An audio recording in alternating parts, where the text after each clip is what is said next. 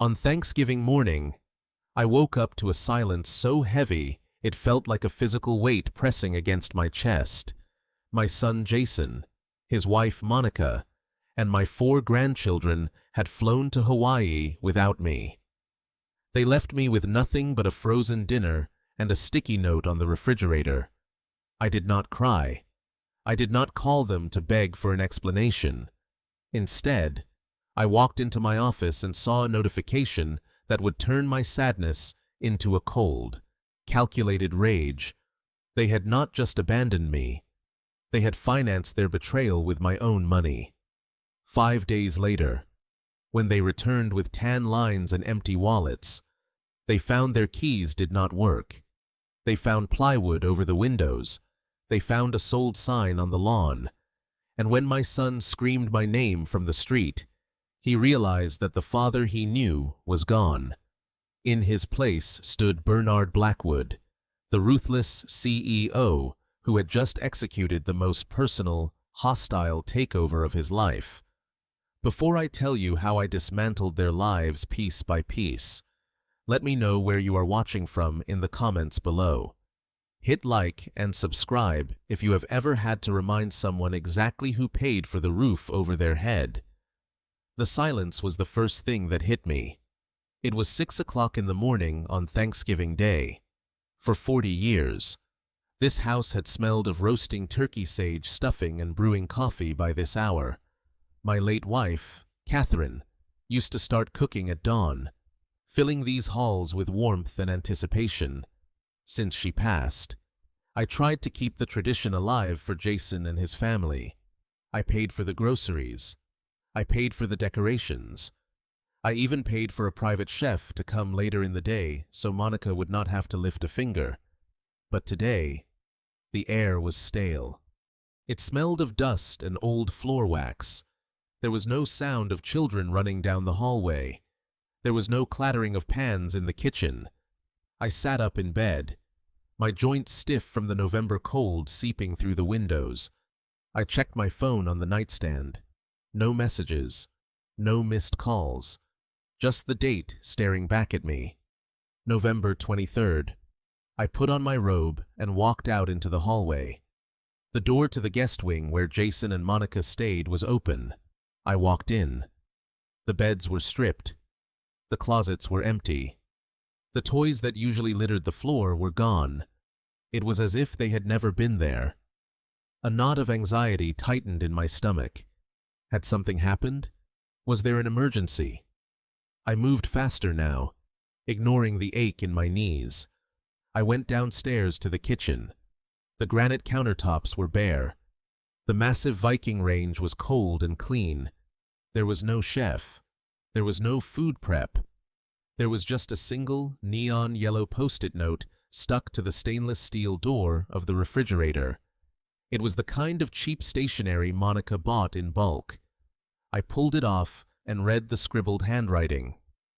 Dad, we decided to go to Hawaii last minute. The kids really needed some sun, and the flight deals were too good to pass up. We could not get a ticket for you on such short notice, and honestly, we figured the travel would be too hard on your hips anyway. There are some frozen dinners in the freezer. We will see you next week. Happy Thanksgiving. I read the note twice. Then I read it a third time. I did not feel sadness. I did not feel the sting of rejection that a weaker man might have felt. I felt a sudden sharp clarity. They had not just left. They had fled. They used my hips as an excuse, a convenient lie to cover their selfishness. I looked at the note again. It was not even a card. It was a scrap of paper. They probably wrote while waiting for their Uber. I walked over to the security system panel on the wall. I needed to see this. I needed to witness the exit. I rewound the footage to 4 in the morning. The black and white video showed the truth that the yellow note tried to hide. I saw Jason dragging 2 massive suitcases down the stairs. I saw Monica herding the 4 sleep-drunk children toward the door. They were not rushing because of an emergency. They were sneaking. They moved with the guilty stealth of thieves. I turned up the volume on the monitor. The high-quality microphones I had installed years ago picked up their whispers clearly. "Hurry up, Jason," Monica hissed, adjusting her designer sunglasses indoors. "If he wakes up, we are never going to get out of here. I cannot deal with another week of his stories. He is deaf in one ear. Monica, he will sleep through it," Jason whispered back, struggling with a golf bag. I watched my son, the boy I had educated, the man I had appointed as a director in my company, laughing as he quietly closed the front door. And then came the line that killed the last shred of softness in my heart. As they stood on the porch waiting for their ride, Monica checked her reflection in the window. "God, I am so glad we are leaving," she said, her voice dripping with disdain. "That house smells like old people and failure. I need a my immediately." Jason chuckled. "Just make sure you blocked his number on the kids' iPads. I do not want him guilt-tripping them while we are at the pool." The car arrived. They loaded the luggage. They drove away into the pre-dawn darkness. I stood there in my empty kitchen, the video playing on a loop. Old people in failure. That house was a $3 million estate in Connecticut. That smell she despised was the scent of the mahogany and leather that I had paid for. I looked at the freezer. I opened it. Inside was a single box of frozen lasagna covered in frost. That was my Thanksgiving feast. That was the value they placed on me. I walked into my study, my sanctuary. I sat behind the heavy oak desk that had served as my command center for 3 decades of corporate warfare. I was Bernard Blackwood. I had built a logistics empire from a single truck. I had negotiated with union leaders, hostile boards, and federal regulators. I had destroyed competitors who tried to undercut me. And yet, I had allowed my own son to treat me like a senile dependent. I opened my laptop. I needed to check the accounts. If they had booked a last-minute trip to Hawaii for 6 people during Thanksgiving week, it would have cost a fortune. Jason constantly complained about his salary. Monica constantly complained about the cost of private school. Where did the money come from? I logged into my primary banking portal. Everything looked normal in the checking accounts. Then I clicked on the credit card tab. I had a specific card, a black AMEX that I kept for catastrophic emergencies. It was hidden in the safe in the library. The code was supposed to be known only to me. I saw the pending transaction at the top of the list. It was time-stamped 5 hours ago. 4 Seasons Resort Maui at WA. Amount $45,000. I stared at the number. $45,000. They had not just booked a room. They had booked a suite. They had booked the penthouse. They had likely prepaid for spa treatments, private dinners, and cabanas. They had stolen my emergency card, the one reserved for life or death situations, and used it to finance their escape from me. I felt a coldness spread from my chest to my fingertips. This was not just a lack of love. This was a felony. This was grand larceny committed by the people who shared my last name. I closed my eyes and took a deep breath. The image of Jason struggling with the golf bag played in my mind. He had looked so happy. He had looked so relieved to be stealing from his father. I did not scream. I did not throw the laptop across the room. I was a businessman, and I was looking at a bad investment. For 42 years. I had invested in Jason, private schools, tutors, Ivy League tuition, a down payment on his first house, a job he was barely qualified for. I had poured millions into him, hoping for a return in the form of character, integrity, and family loyalty. The return on investment was 0. Actually, it was negative $45,000. I picked up my phone. My hand was steady. I scrolled through my contacts until I found the name I needed. S. S was 70 years old, a former Marine combat engineer who ran the best security and locksmith company in the state. He had fortified my warehouses in the 80s. He had been one of the few people who looked me in the eye at Catherine's funeral and told me the truth about grief. He was not just a tradesman. He was a soldier. I pressed call. It rang twice. Bernard Sal's growly voice answered. "It is Thanksgiving morning. The house better be on fire. It is not on fire." "Yes," I said, my voice flat and devoid of emotion. "But I have a security breach. I need you here in 30 minutes. S paused. I could hear the background noise of his own family breakfast. "Is it the alarm system?" "No," I said. "I need a total lockdown. I want every lock on the perimeter changed. I want the gate codes scrubbed. I want the windows secured.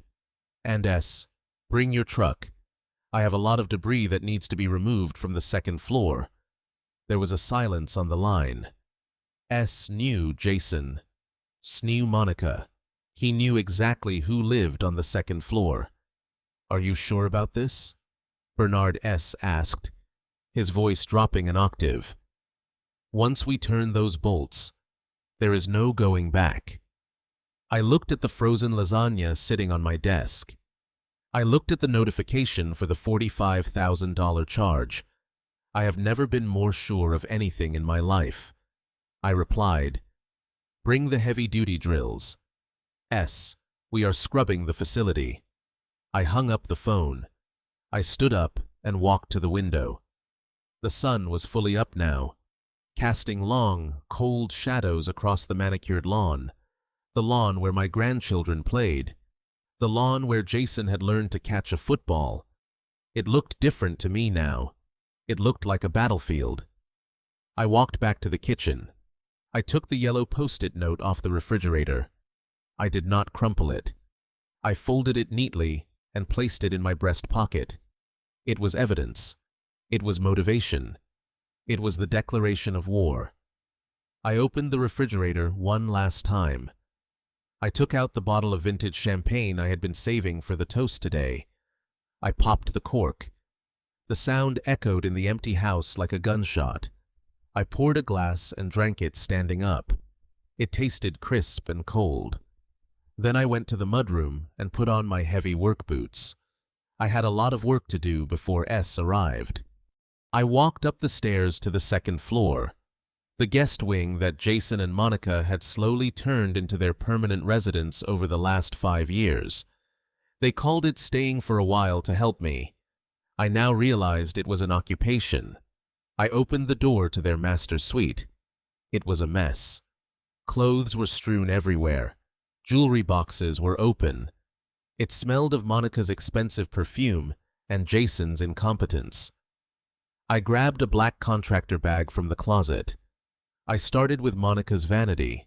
I swept her creams, her lotions, her hundreds of dollars of makeup into the bag. I did not organize it. I did not check for breakables. I treated it exactly as she had treated my dignity, like garbage. I moved to the closet. I pulled Jason's suits off the hangers, the suits I had bought him for his interviews, the suits he wore to the office where he did nothing but pretend to work. I stuffed them into the bags. I worked with a mechanical efficiency. Bag after bag filled up. I dragged them to the landing at the top of the stairs. By the time the doorbell rang, I had 12 bags lined up. I was sweating. My heart rate was elevated, but not from stress, from adrenaline. I felt stronger than I had in years. I opened the front door. S stood there holding a cordless drill like a weapon. He looked at me. Then he looked past me at the pile of black bags at the top of the stairs. He did not ask any questions. He simply nodded. "Where do you want to start?"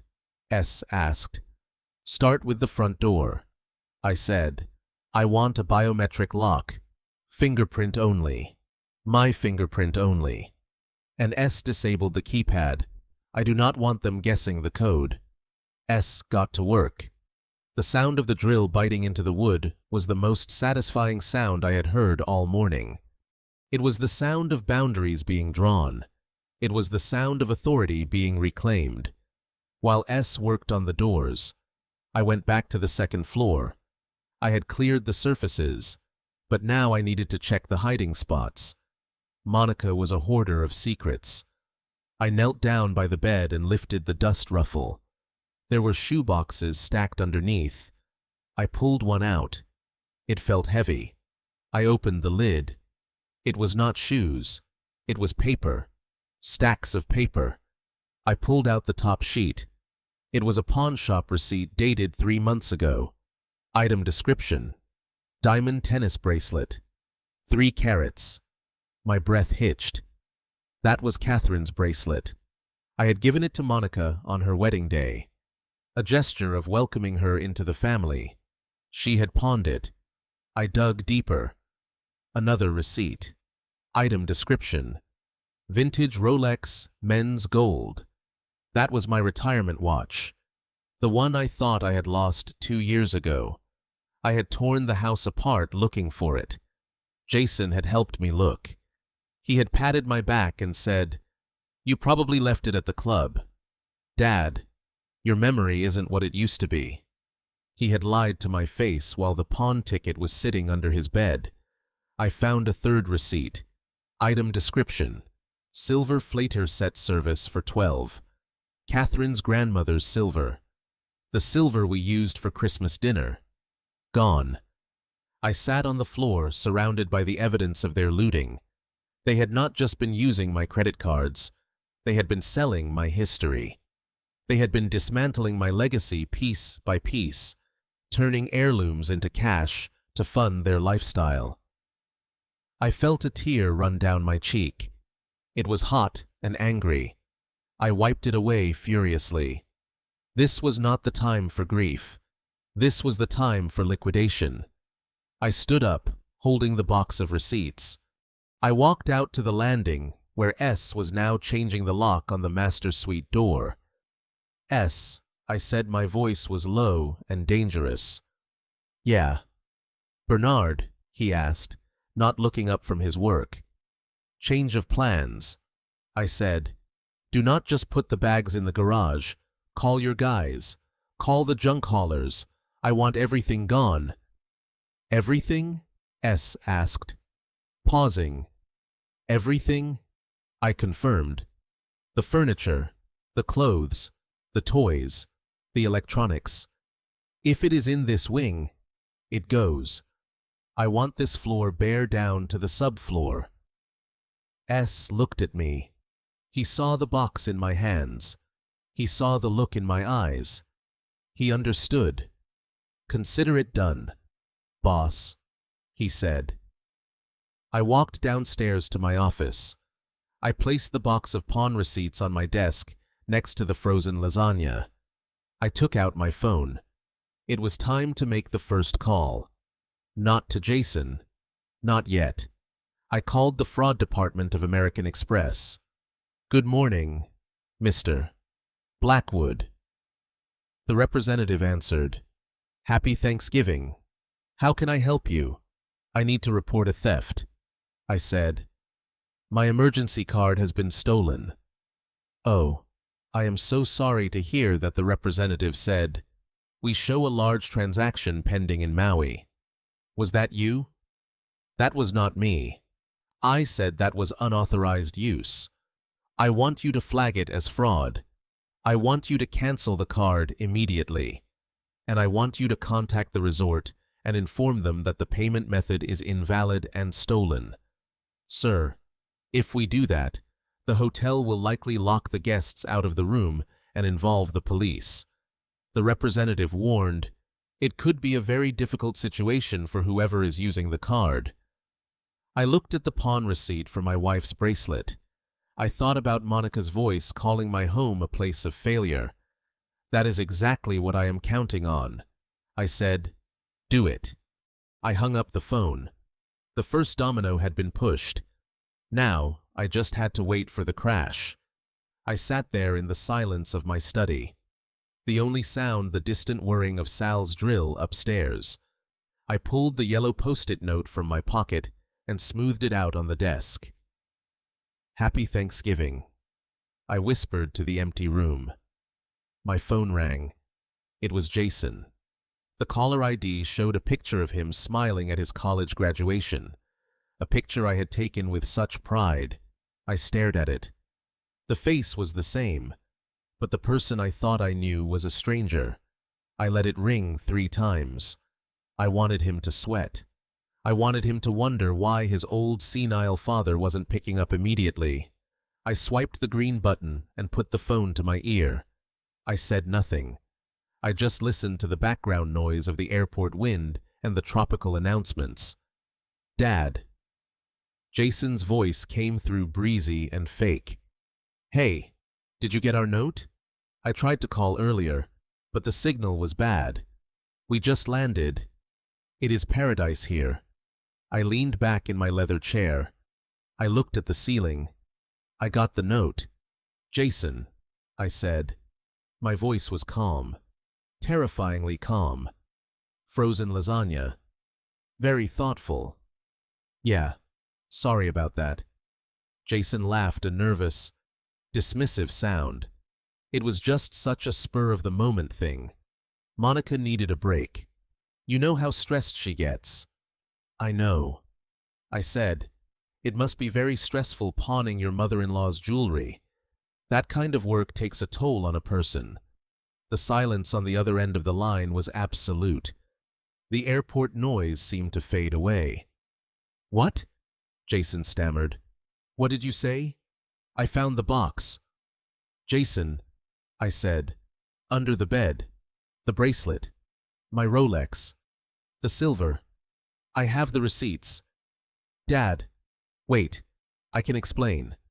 Jason's voice pitched up, panic setting in. "We didn't sell them. We borrowed against them. I was going to get them back next month. It was a liquidity issue." "A liquidity issue?" I repeated. "Is that what you call stealing from your father to pay for a vacation? You cannot afford—" "It's not stealing," Jason shouted. "It's family assets. I am your only son. It's all going to be mine eventually anyway." And there it was. The truth. He didn't see me as a person. He saw me as a bank account with a pulse, a waiting room for his inheritance. "Not anymore," I said. "Dad, listen to me," Jason pleaded. "We can talk about this when I get back.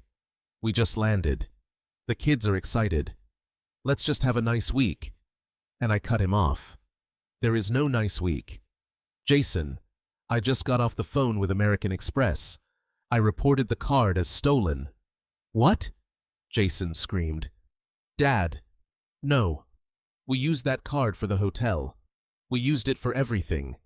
If you cancel it, they'll decline us at check-in." "I know," I said. "I hope you brought cash." "Dad, you can't do this. We don't have any other cards with that limit.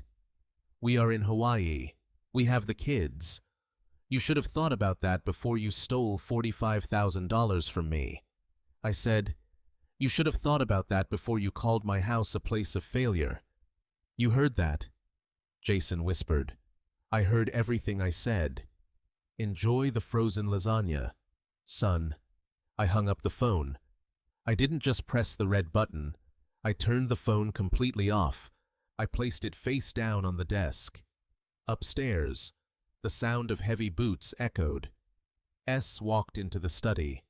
He was wiping his hands on a rag. "Locks are done," Bernard said. "And the junk crew is here. They are backing the truck up to the garage. You want them to start now?" "Yes," I said.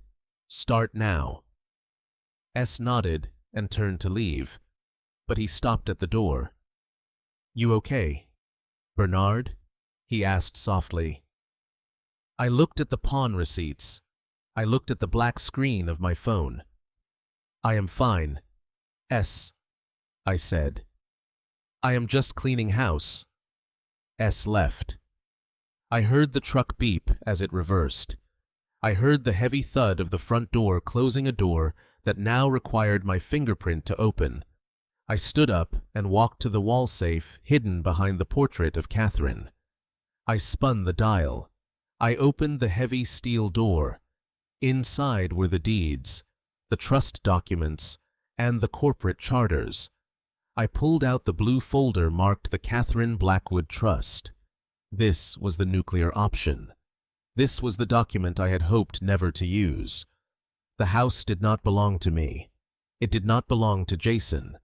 It belonged to the trust Catherine had set up before she died. She had been worried about Jason's lack of ambition. She had insisted on a clause. Clause 12. If the beneficiary demonstrates gross negligence, moral turpitude, or hostility toward the trustee shall have the power to liquidate the assets and redirect the proceeds to a charitable organization of their choice. I was the trustee. Jason was the beneficiary. And he had just demonstrated all three conditions in a single morning. I took the folder to my desk. I picked up my landline, the old heavy receiver feeling solid in my hand. I dialed a number I knew by heart. Whitman. I said when the voice answered, "Bernard, it's Thanksgiving. Are you calling to wish me well?" "Mr. Whitman asked. He was my corporate attorney and my oldest friend. "No," I said. "I am calling to activate Clause 12. There was a long pause. Whitman knew what that meant. "Are you sure?" Whitman asked. "That is the Scorched Earth Protocol." "Bernard, that means selling the house. That means cutting Jason off completely." "I am sure," I said. "I want the house listed, not on the market. Call the investors. Call the we buy ugly houses people. Call the cash buyers. I want it sold in 48 hours. Bernard, you will get pennies on the dollar if you sell that fast." Whitman warned. "That estate is worth $1.5 million. A cash buyer will offer you $900,000 tops.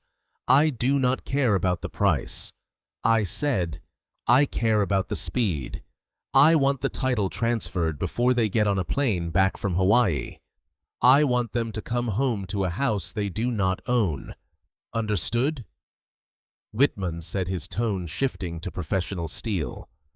"I will make the calls. I will have the paperwork ready for you to sign tomorrow morning." "Thank you," I said. And Bernard Whitman added, "Yes. Happy Thanksgiving." "Same to you," I said. I hung up. The plan was in motion. I looked out the window again. The junk crew was carrying Monica's vanity out to the truck. They were tossing it onto a pile of trash bags. It landed with a crash of breaking mirror glass. I watched it shatter. It was beautiful. I went to the kitchen and made myself a sandwich. Peanut butter and jelly. It was the best meal I had eaten in months because I ate it in a house that was finally truly mine again. The silence was no longer heavy. It was peaceful. It was the silence of a fortress after the drawbridge has been raised.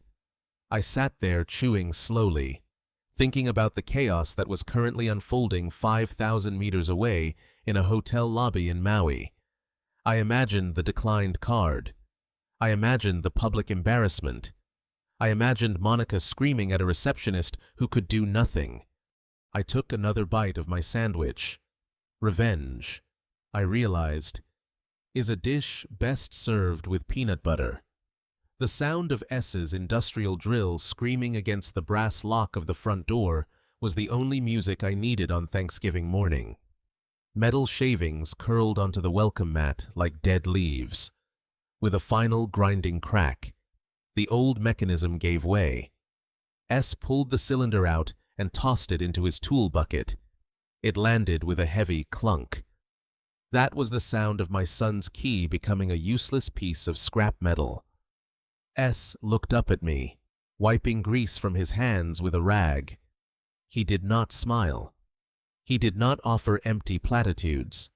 He simply nodded toward the driveway where a massive, battered box truck was backing up. The side of the truck read "Junk Kings" in peeling red letters. I had not called a white glove moving service. I had not called a storage company that would wrap items in tissue paper and bubble wrap. I had called a removal crew, the kind of men you hire when you want a hoarding situation cleared out in an afternoon. The air brakes hissed. The driver, a man with forearms the size of tree trunks, jumped down. He held a clipboard. "Mr. Blackwood," he grunted. "You ordered the full estate clean-out for the second floor." "I did," I replied. Stepping out onto the porch, the cold air felt good against my flushed skin. "Just to be clear," the foreman said, eyeing the manicured lawn and the Mercedes in the driveway, "we do not sort. We do not organize. We load. Once it goes in the truck, it is considered refuse. We take it to the transfer station, or we auction it by the pound. You okay with that?" I looked at the second-floor window, the window to the master suite where Monica had likely spent this very morning, packing her bikini and laughing at my expense. "I am more than okay with that," I said. "I want that floor stripped to the studs. If it is not architectural, it goes." The foreman signaled his crew. 4 men marched past me into the foyer. They wore heavy work boots that left faint mud tracks on the marble. Yesterday, I would have rushed to wipe them up. Today, I watched the mud with satisfaction. It was a sign of industry. It was a sign of change. I followed them upstairs. I wanted to watch. I needed to witness the dismantling of the shrine my son and his wife had built to themselves. They started in Monica's dressing room. This was a room that used to be my wife Catherine's sewing room. Monica had demanded we renovate it 3 years ago because she needed space for her influencer lifestyle. She had filled it with mirrors, ring lights, and shelves of products she never used. One of the crew members grabbed a handful of designer dresses from the rack. These were gowns that cost $2,000 apiece. Gowns I had likely paid for through supplemental credit card payments I had ignored. He bunched them together like dirty laundry and shoved them into a rough cardboard wardrobe box. He did not fold them. He jammed them down with his fist to make room for more. I heard the snap of a plastic hanger. I saw the silk of a Valentino blouse snag on the edge of the box. "Careful," I said instinctively. Said. The workers stopped and looked at me. "You want us to save it?" I looked at the blouse. I remembered the day Monica bought it. She had worn it to a brunch where she spent the entire meal making fun of my cane. "No," I corrected myself, my voice hardening. "I meant, be careful with the box. I do not want it to rip before it gets to the truck. Jam it in harder." The workers shrugged and shoved a pair of Jimmy Choo heels on top of the silk. The heel pierced the fabric. I felt a surge of dark, cold pleasure in my chest. It was intoxicating. For years, I had walked on eggshells in my own house, terrified of upsetting Monica, terrified of Jason's sighs and eye rolls. I had treated their possessions like holy relics, while they treated my existence like a nuisance. Now the balance was correcting itself. They moved to the bathroom. The counter was covered in glass jars of expensive creams, serums, and perfumes. La Mer, Chanel, Dior, thousands of dollars of chemical vanity. The foreman swept his arm across the counter. The bottles clattered into a plastic bin with a deafening crash of breaking glass and cracking plastic. The smell of 100 perfumes mixing together filled the air. It was a cloying, expensive stench. "Trash or donate?" the foreman asked, looking at the mess of broken glass and half-used lotions. "Trash," I said. All of it, and walked into the bedroom. 2 men were dismantling the California King bed frame. Jason had insisted on this bed. He said he had back problems. He said he needed the best mattress money could buy. I had written the check for $8,000. Now I watched as they unscrewed the bolts and let the heavy headboard slam onto the floor. They dragged the mattress across the hard wood, not bothering to lift it. It swept away the dust bunnies and the secrets hiding underneath. "Take the sheets, too," I ordered, "and the pillows. I do not want anything left that holds their scent." I stood in the doorway, leaning on my cane, watching my life being reclaimed one box at a time. It was violent. It was messy. It was the most beautiful thing I had ever seen. One of the men picked up a framed photo from the nightstand.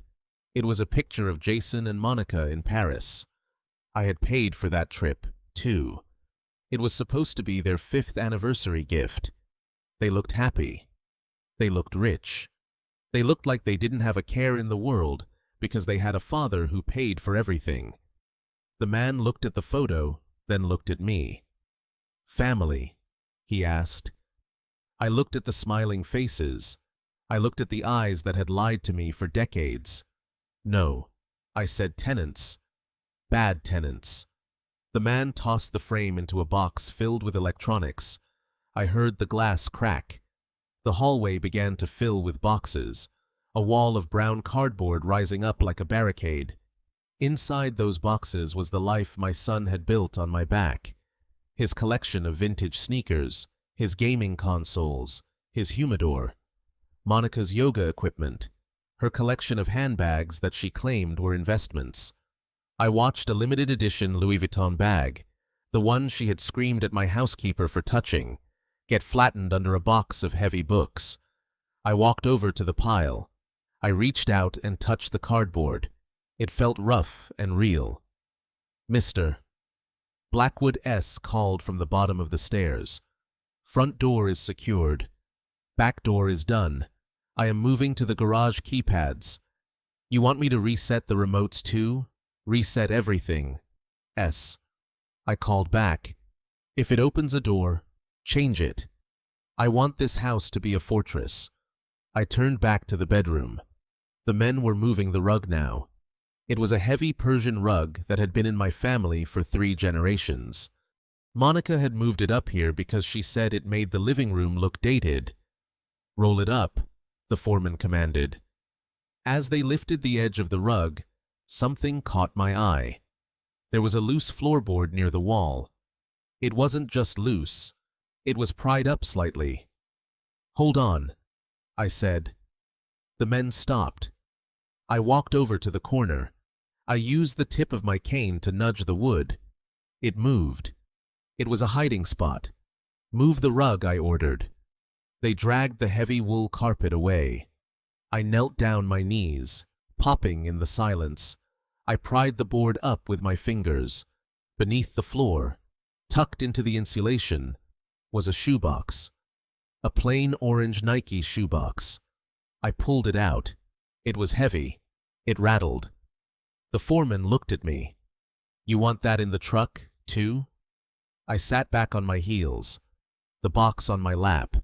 I had a feeling in my gut, a cold, sinking feeling that told me I had only scratched the surface of their betrayal. "Not yet," I said softly. "Leave this with me." I stood up, clutching the box to my chest. The room was almost empty now. The echoes were returning, but they were my echoes. "Finish up here," I told the crew. "I want the walls bare. I want the closets empty. When you are done, sweep the floors. I do not want to see a single bobby pin left behind." I walked out of the room and headed downstairs to my study. The box felt like a bomb in my hands. I placed it on my desk next to the pawn receipts I had found earlier. I took a deep breath.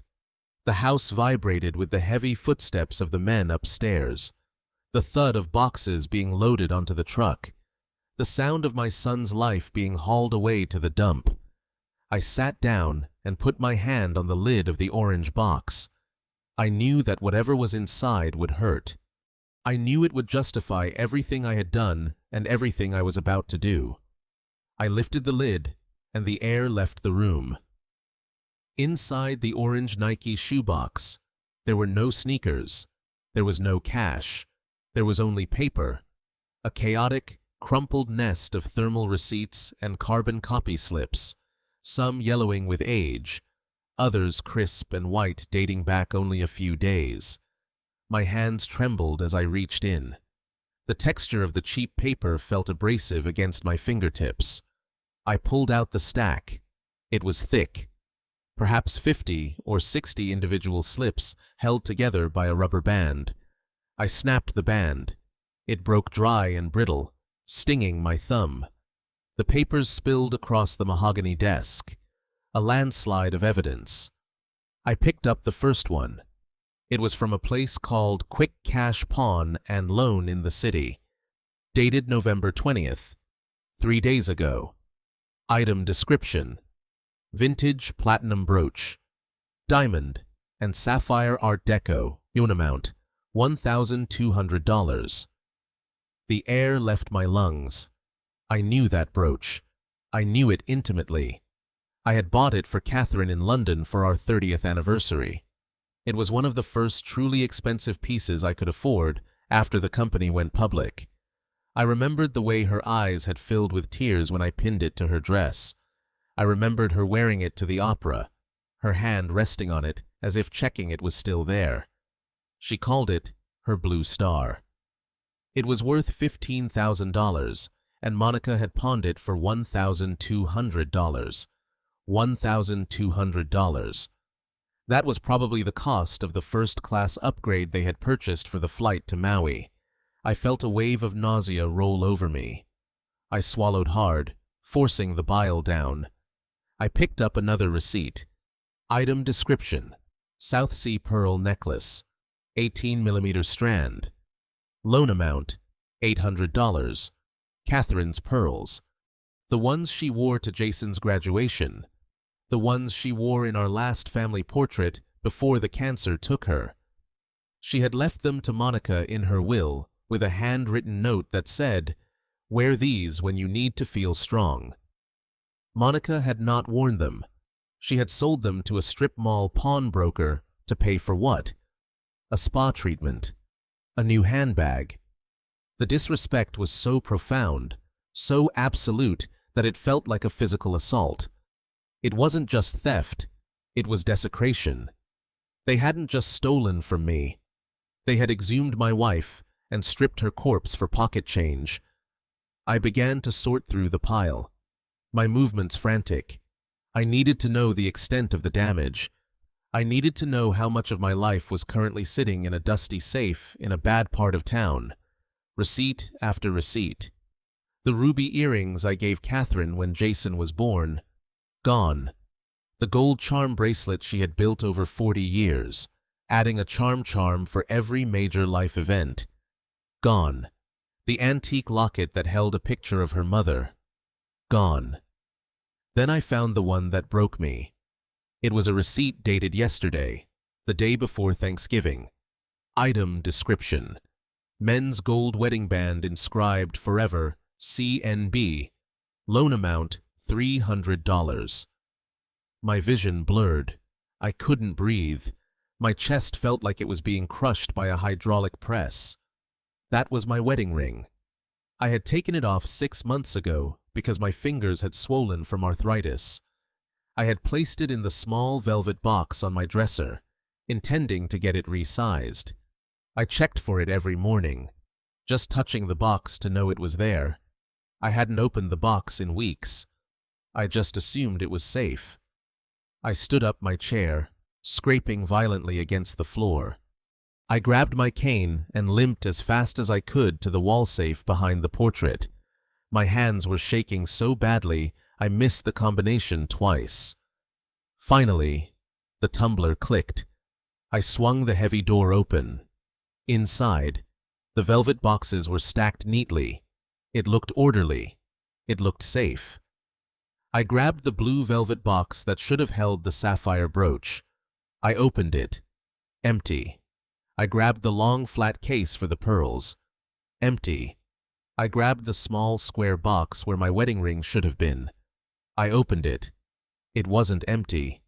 Inside, resting on the white satin cushion, was a ring. But it wasn't my heavy gold band. It was a cheap, gold-plated washer, a piece of hardware store junk. They had swapped it. They hadn't just stolen it. They had replaced it with a decoy so that if I glanced inside, I wouldn't notice immediately. It was a calculated, malicious deception. It meant they had planned this. It meant they had discussed it. It meant Jason had looked at his father's wedding ring, the symbol of the marriage that created him, and decided it was worth $300 of spending money for a vacation.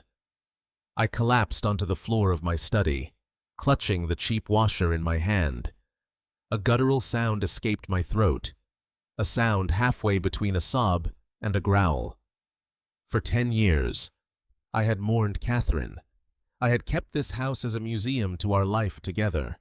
I had allowed Jason and Monica to live here because I thought it would keep her memory alive. I thought having family around would fill the void she left. But they were not family. They were parasites. They were termites eating away the foundation of my life while smiling at me across the dinner table. I looked at the pile of receipts on my desk. There were dozens of them. They had been doing this for months, maybe years. They had been systematically liquidating my history. They were erasing Catherine. I closed my fist around the fake ring. The metal bit into my palm. The pain was sharp and grounding. The sadness began to evaporate. It burned off like mist under a high noon sun, replaced by a cold, hard resolve. I was no longer the grieving widower. I was no longer the lonely old man grateful for scraps of attention. I was the man who had negotiated union contracts with mobsters in the 80s. I was the man who had stared down bankruptcy and won. I was Bernard Blackwood, and I had just found the ammunition I needed to go to war. I pulled myself up using the desk. I stood tall. I looked at the portrait of Catherine. Her eyes seemed to follow me. She looked sad, but she also looked firm.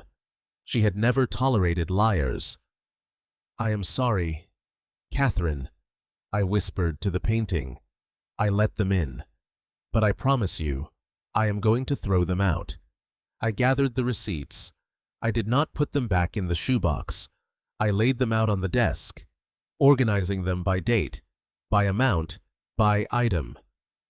I was building a case file. I was preparing the indictment. I went to the kitchen and got a glass of water. My throat was dry as dust. I drank it in one gulp. Then I walked back to the study and sat down. I placed my phone in the center of the desk, right next to the receipt tent for my wedding ring. I knew Jason would call. He would have landed by now. He would have tried to check in. He would have found out about the card. He would be angry. He would be entitled. He would think he could talk his way out of this, just like he had talked his way out of every mistake he had ever made. But he didn't know about the shoebox. He didn't know I had the map of his betrayal spread out before me. I stared at the phone, willing it to ring. I wasn't afraid anymore. I was ready. I wanted him to call. I wanted to hear his voice.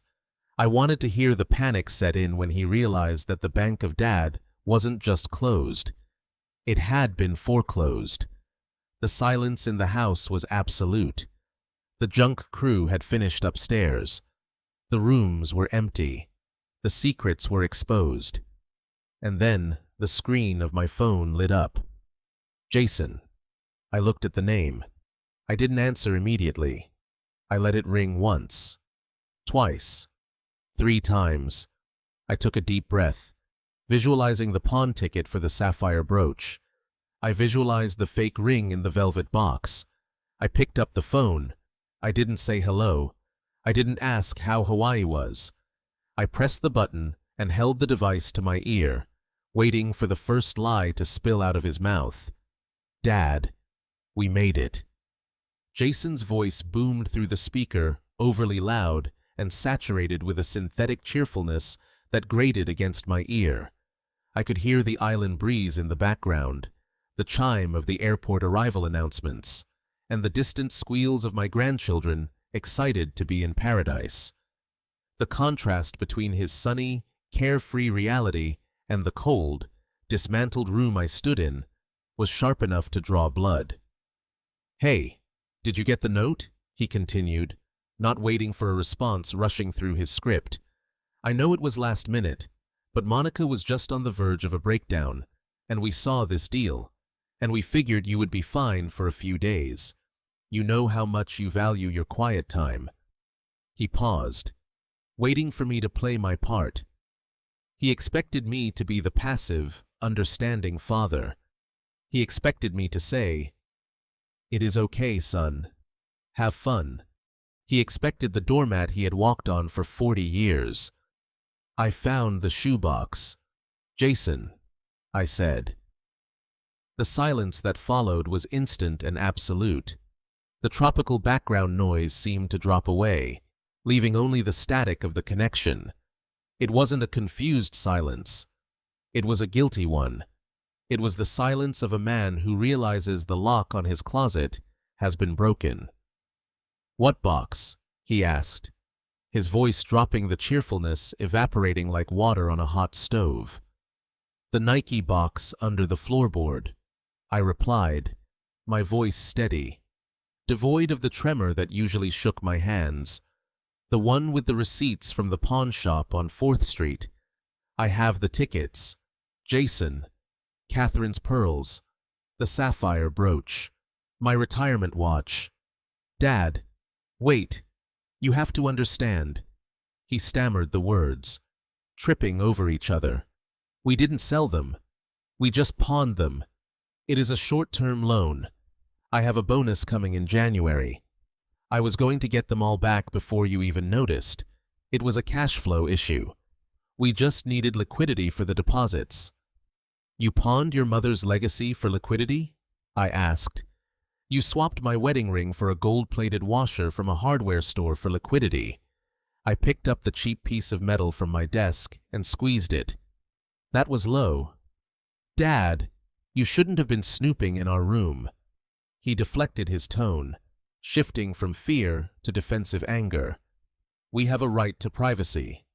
You have a right to privacy in a house you pay for." I cut him off. "You do not have a right to turn my home into a fencing operation." "Look, we can talk about this when I get back," Jason said, his voice tight. "We are at the rental car counter. The kids are tired. I just wanted to check in. We will fix it next week. I promise. Just don't be dramatic." "I am not being dramatic," I said. "I am being practical. Which brings me to the other matter." "What other matter?" he asked, wary. "Now, I notified American Express this morning." I said. "I reported the black card as stolen." There was a pause longer than the first. I could hear him breathing. I could hear the gears turning in his head as the implication hit him. "You did what he whispered. I reported it stolen." I repeated, "Because it was. I did not authorize a $45,000 vacation. I told them to flag the account for fraud." "Dad, no!" Jason screamed, abandoning all pretense of composure. "We used that card for the reservation. We used it for the rental car. If you reported it stolen, they will decline the hold. I imagine they already have." I said calmly, "You have to call them back. You have to authorize it. We are 5,000 miles away. We have 4 kids with us, and you cannot strand us here. I am not stranding you." "Jason," I said, "you are a grown man. You have a job. You have your own credit cards. Surely you can pay for the vacation you booked. You know, our cards are maxed out." He yelled, "Dad, please!" "The clerk is looking at me right now. The card just got declined. They are asking for another form of payment. Fix this." I looked at the empty spaces on my walls where the pictures of my son used to hang. I looked at the boxes of his belongings that were currently being driven to the dump. "I cannot fix it," I said. "I am just a senile old man. Remember? I am just a burden. You should probably use your own liquidity. Dad, don't you hang up. Do not." I pulled the phone away from my ear. His voice was tiny and small, a mosquito buzzing against a screen. I pressed the red button. The connection severed. I didn't just hang up. I powered the phone down completely.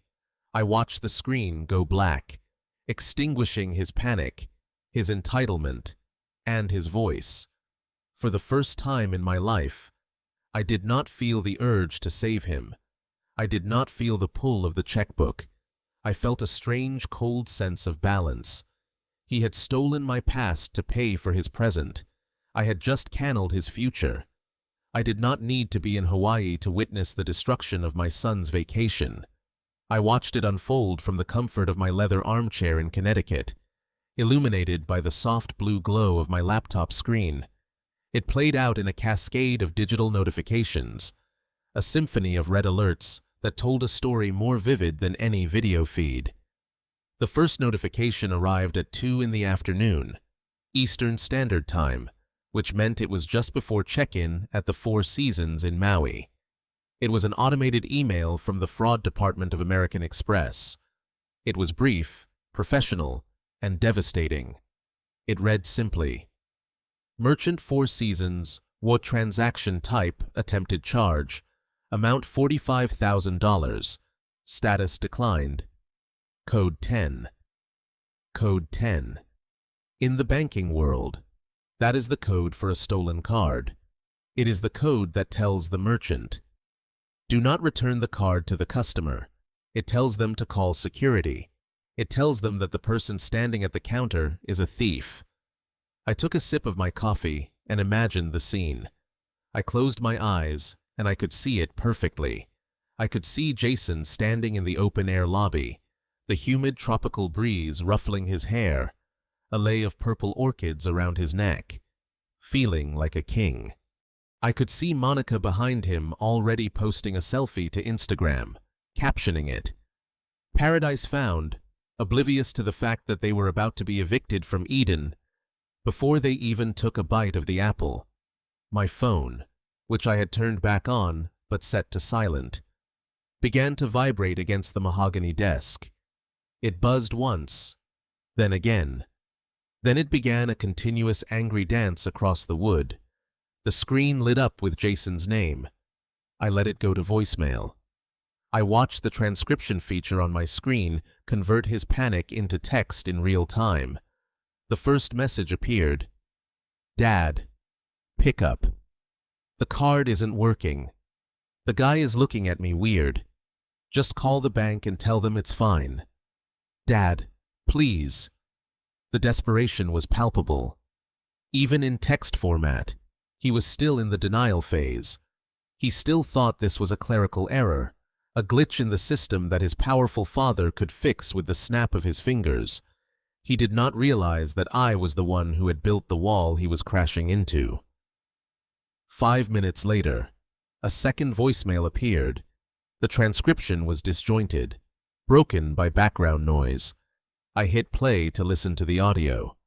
I heard the distinct, polite but firm voice of a hotel manager in the background saying, "Sir, I need you to lower your voice, or I will have to ask you to leave the property."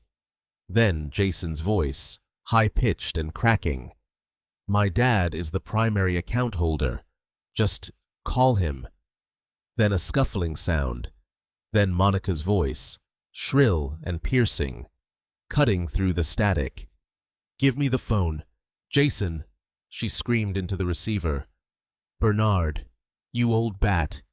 What did you do?" They took the card. The security guard took the black card.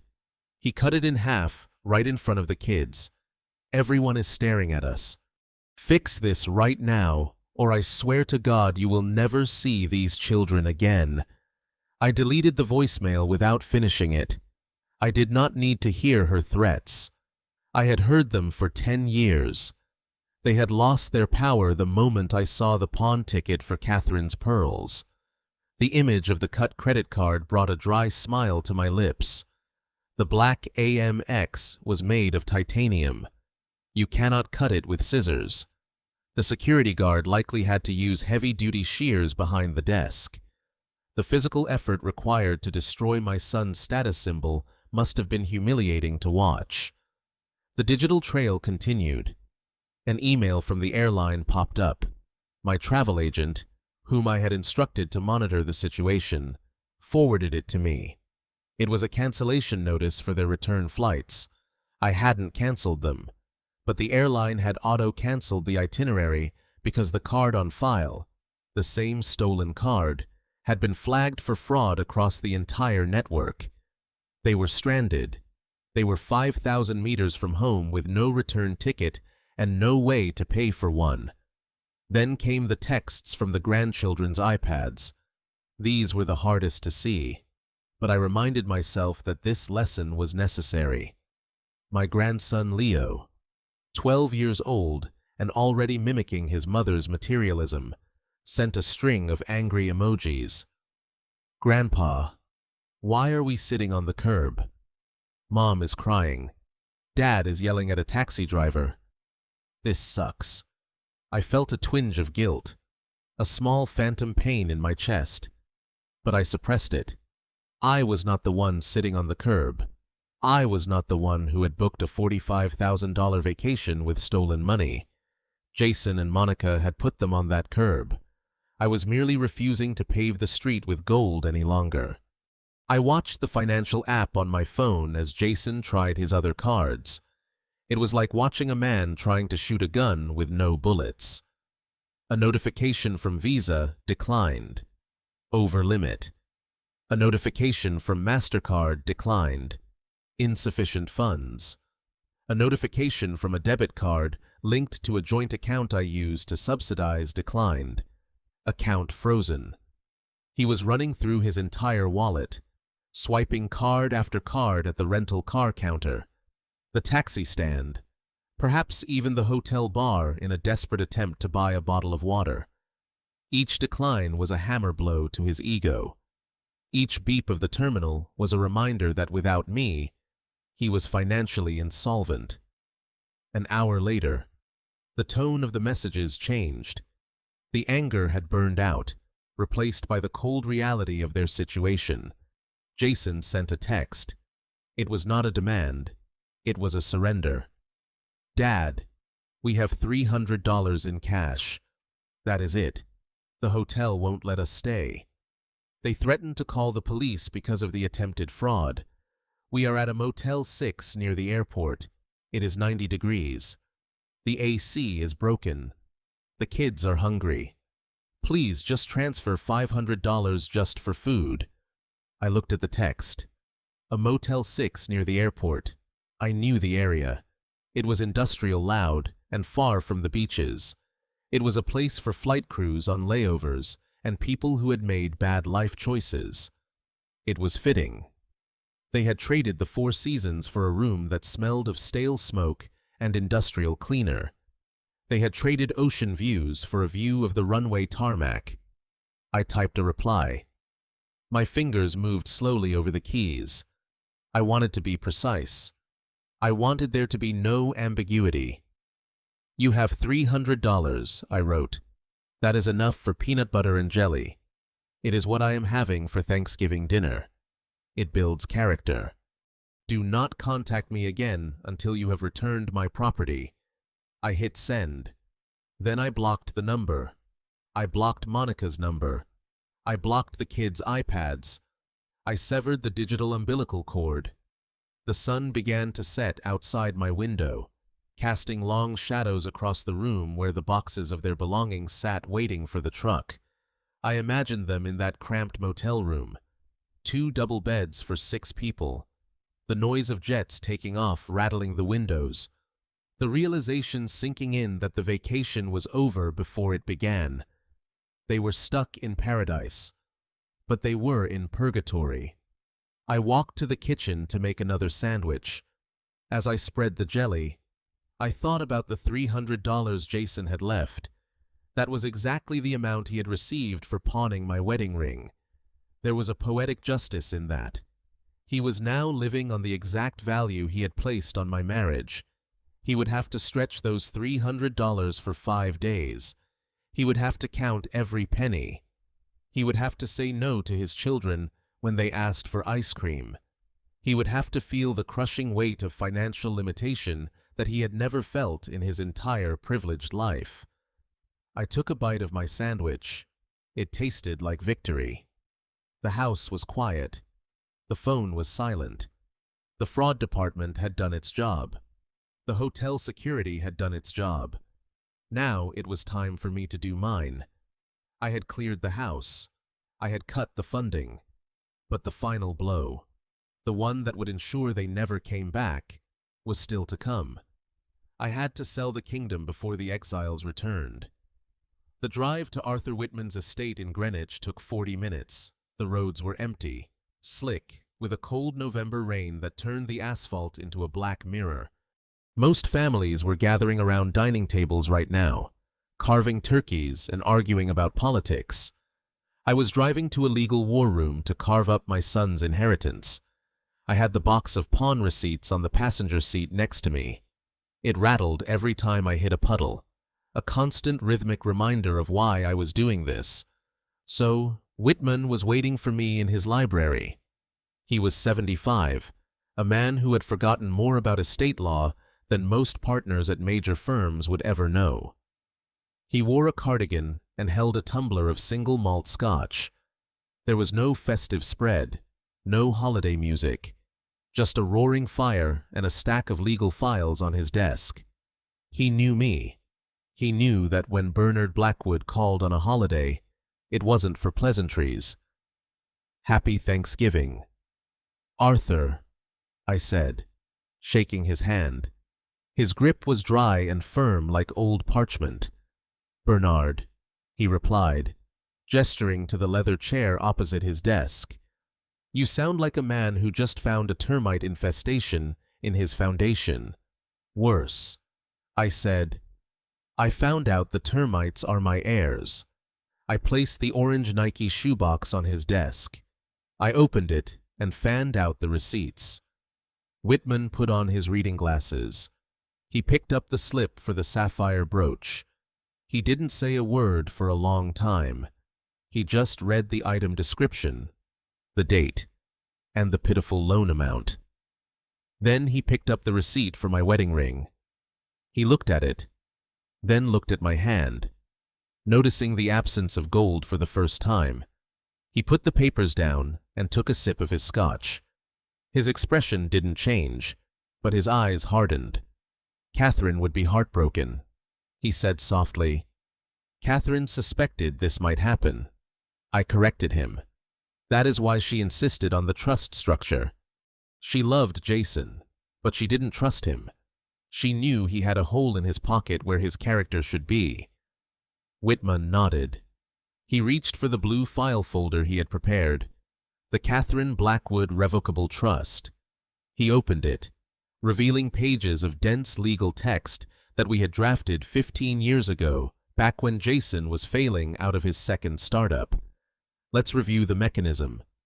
"Arthur," I said, "I want to be absolutely clear on my standing.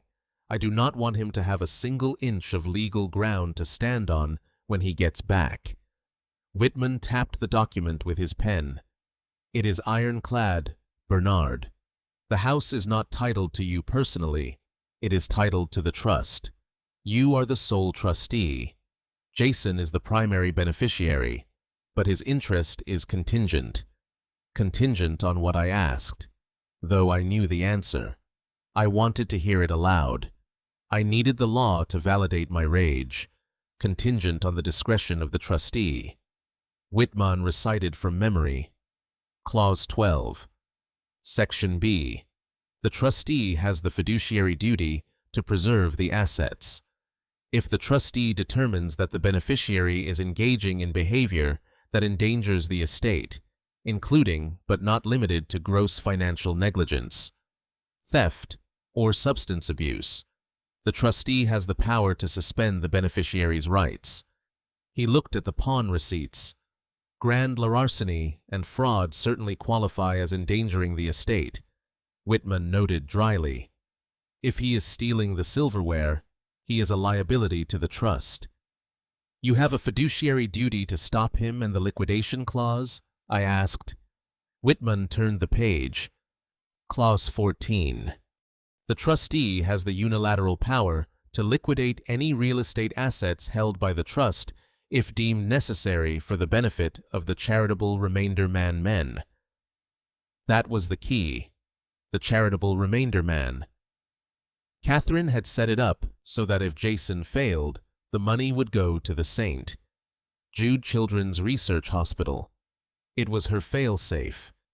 So I said, leaning forward, if I sell the house, the money goes into the trust account. Jason has no claim to the house itself. He only has a claim to the proceeds, and only if I decide to distribute them. Correct, Whitman said. As long as the money stays in the trust, you control it. You can cut off his distributions completely based on his misconduct. He can sue, but with these receipts as evidence of theft against the estate, no judge in Connecticut will grant him a penny. He has unclean hands. Then do it, I said. I want the house sold. Whitman hesitated. He took off his glasses and rubbed the bridge of his nose. This was the part where the lawyer stopped being a lawyer and started being a friend. Bernard, selling the house is irrevocable, he warned. That is your home. That is where you lived with Catherine. You are talking about nuking your own living situation just to punish him. You can just evict him. You don't have to sell the property. I shook my head.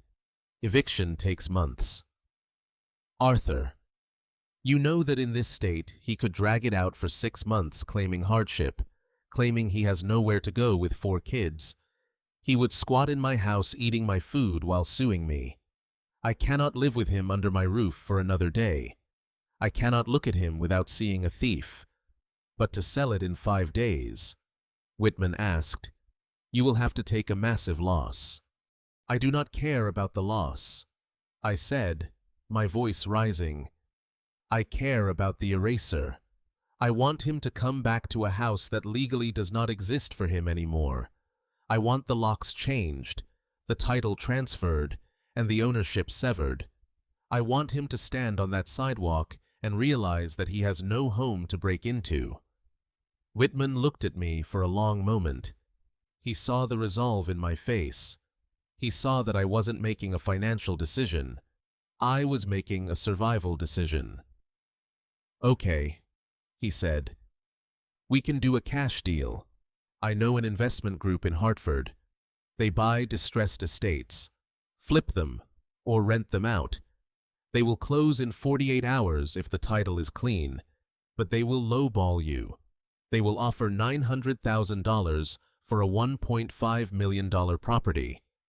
Take it, I said immediately. Call them. Tell them I will sign the papers tomorrow morning. Tell them I want a leaseback agreement for myself for 30 days so I can move my things out. But the title transfers immediately. Wait.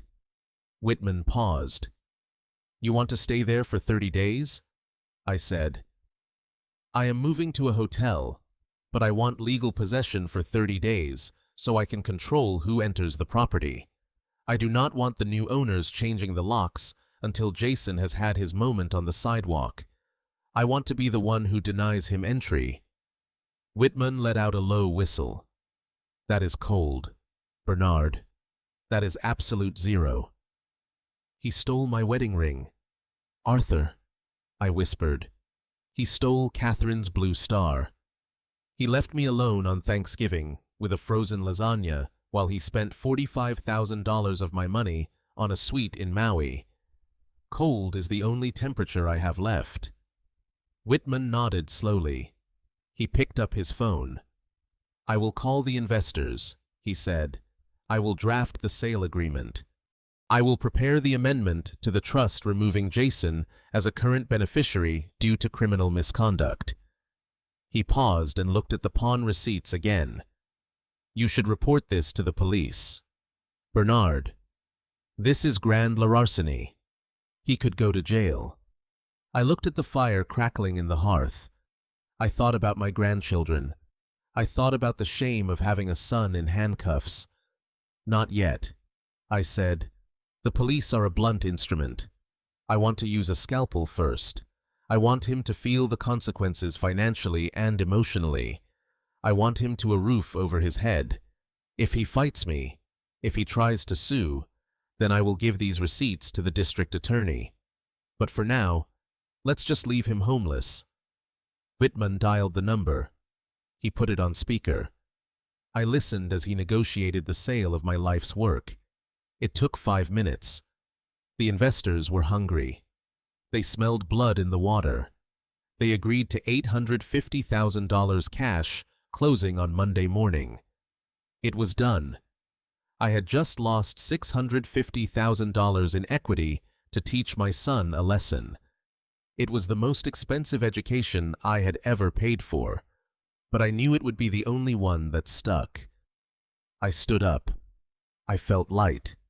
The house was no longer an anchor holding me to the past. It was just an asset I had liquidated. "Thank you, Arthur," I said. Whitman stood up and poured me a glass of scotch. He handed it to me. "To Catherine," he said, raising his glass. "To Catherine," I replied. "And to Clause 12. We drank. The scotch burned warm and reassuring. I had the law on my side. I had the money. And in 48 hours, I would have the check. I left Whitman's house and drove back into the rain. I checked my phone. No new calls. They were probably asleep in their motel room or arguing over who was to blame. They didn't know that the ground had already shifted beneath their feet. They didn't know that the house they planned to return to was already gone. I drove past the entrance to my subdivision. I didn't turn in. I didn't want to go back to the empty house yet. I drove to the Motel 6 by the highway, the same chain where my son was currently staying in Maui. I parked in the lot and looked at the neon sign buzzing in the damp air. I wanted to remember this feeling, the feeling of being on the outside looking in, because soon that would be Jason's permanent address. The investor arrived at 8 o'clock in the morning on Friday, the day after Thanksgiving. His name was Miller, and he wore a suit that was too shiny and a watch that was too big. He looked like a shark that had just smelled blood in the water. He walked through my foyer, his eyes scanning the marble floors and the crystal chandelier, calculating his profit margin with every step. I did not offer him coffee. I did not offer him a tour. The house was empty now, of the junk crew having stripped the second floor down to the bare walls the night before. The echoes of his footsteps were the only sound in the cavernous space. He ran a hand over the mahogany banister.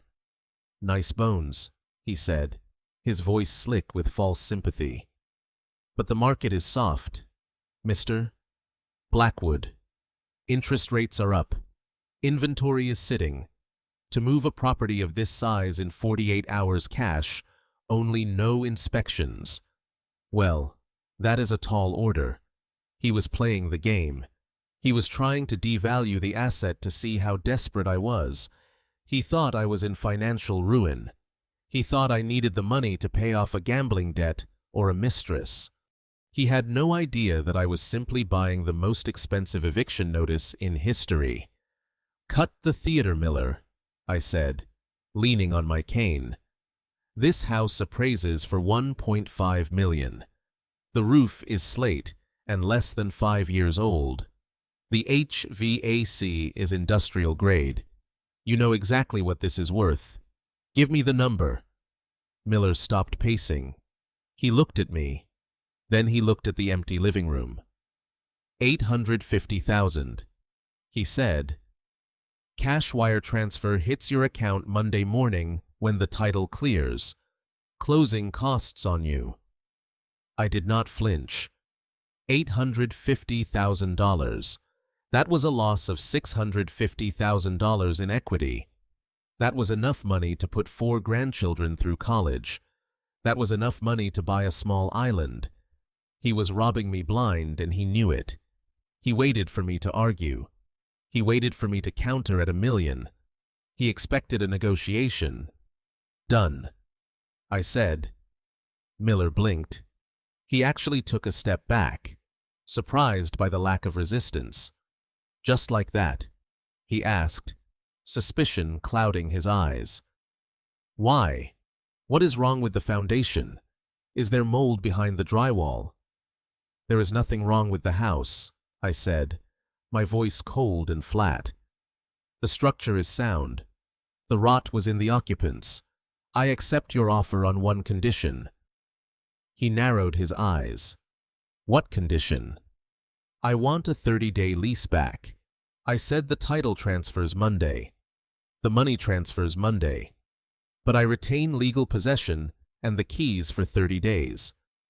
I wanted in writing that no one enters this property without my express permission until that 30 days is up, especially not the previous occupants. Miller shrugged. A leaseback is standard. We can do that. But seriously, Mr. Blackwood, why are you torching 600 grand in equity just to close by Monday? I looked at the spot on the wall where the family portrait used to hang. I looked at the scratches on the floor where my son had dragged his golf clubs. I am not selling a house. Miller, I said, I am buying a lesson, and tuition is expensive. He pulled the contract out of his briefcase. It was a standard investor purchase agreement, simplified for speed. I took his pen. I did not hesitate. I signed my name, Bernard Blackwood, on the line. The ink was black and permanent. With that signature, I had legally severed the last physical tie to my son. When he returned from Hawaii, he would not be coming home. He would be trespassing on corporate property. Miller countered signed. He tore off the yellow copy and handed it to me. Please doing business with you, he said, though he looked unsettled by the coldness of the transaction. I took the paper. It felt light. It felt like freedom. Monday morning, I said, do not be late with the wire. I walked him to the door and locked it behind him. The house was sold. The clock was ticking. Now, I just had to wait for the plane to land. The flight from Honolulu to New York is 10 hours of confinement that can break even the strongest spirits. For my son and his family, it was a purgatory of economy, seeding crying children, and the knowing hunger of people who had spent their last dollars on a taxi to the airport. They landed at JFK in the gray pre-dawn light of a Tuesday morning. The weather had turned. The crisp autumn air of Thanksgiving had curdled into a wet, freezing mix of rain and snow that coated the tarmac in slush. I watched their arrival through the high-definition lens of the perimeter security cameras I monitored from my laptop in the hotel suite. I had set a notification alert for motion at the front gate. When the ping sounded at 10 o'clock in the morning, I sat down my coffee and leaned forward. The final act was beginning. A black Uber Suburban pulled up to the curb. It did not pull into the driveway because S had changed the gate code and the keypad was now unresponsive to their old combination. The driver, likely annoyed by the delay and the lack of a tip, idled for a moment before the back doors flew open. Jason stepped out first. He was wearing cargo shorts and a thin linen shirt, an outfit designed for the trade winds of Maui, not the biting 30-degree sleet of Connecticut. He looked haggarded. His skin was peeling from a sunburn he hadn't protected. His eyes were puffy and red. He shivered violently as the wind hit him, his body curling inward instinctively. He didn't look like a successful executive returning to his estate. He looked like a castaway washed up on a hostile shore. Monica followed him, struggling with the youngest child, who was wailing in that exhausted, high-pitched tone that grates on the nerves. She wore a sarong and sandals. Her toes were already turning pink from the cold. She shouted something at Jason, her breath pluming in the frigid air. Even without audio, I knew the cadence of her complaints. She was blaming him for the weather. She was blaming him for the gate. She was blaming him for the misery of their existence. They began to unload the luggage. The driver did not help. He popped the trunk from the inside and waited. Jason dragged the heavy suitcases onto the wet sidewalk. These were the same bags he had snuck out of the house with 5 days ago, laughing at my expense. Now they looked like millstones around his neck. The Uber drove away, splashing dirty slush onto Jason's legs. He kicked the tire of the departing car in a futile gesture of rage, then slipped on the ice and nearly went down. He regained his balance, grabbed the handles of 2 bags, and trudged toward the pedestrian gate. I switched camera views to the front porch camera. This was the view I had paid $850,000 in equity to see. They walked up the long driveway, a pathetic caravan of shivering tourists. The children were huddled together, pulling beach towels around their shoulders for warmth. They reached the front porch. Jason dropped the bags with a heavy thud. He rubbed his hands together, blowing on them for warmth, and reached into his pocket for his keys. He approached the massive oak door. He didn't look at it closely at first. He just jammed the key toward the lock cylinder, expecting the familiar click and turn that had welcomed him home for 40 years. But the key didn't go in. He tried again harder this time, scratching the brass plate. He frowned, bending down to look. That was when he saw it. The lock wasn't just changed, it was gone. In its place was a sleek black biometric panel, a smooth plate of glass and steel that had no keyhole, no keypad, no way in for a man whose fingerprints were not in the system. "What is wrong with it?" Monica snapped, shivering behind him. "Open the door, Jason. It is freezing. It is not working," Jason said, his voice rising in panic. "There is no hole. There is no keyhole." He pounded on the door with his fist. "Open up!" he screamed. "Dad, it is us. Open the goddamn door." The sound of his fist against the solid wood was dull and heavy. There was no answer.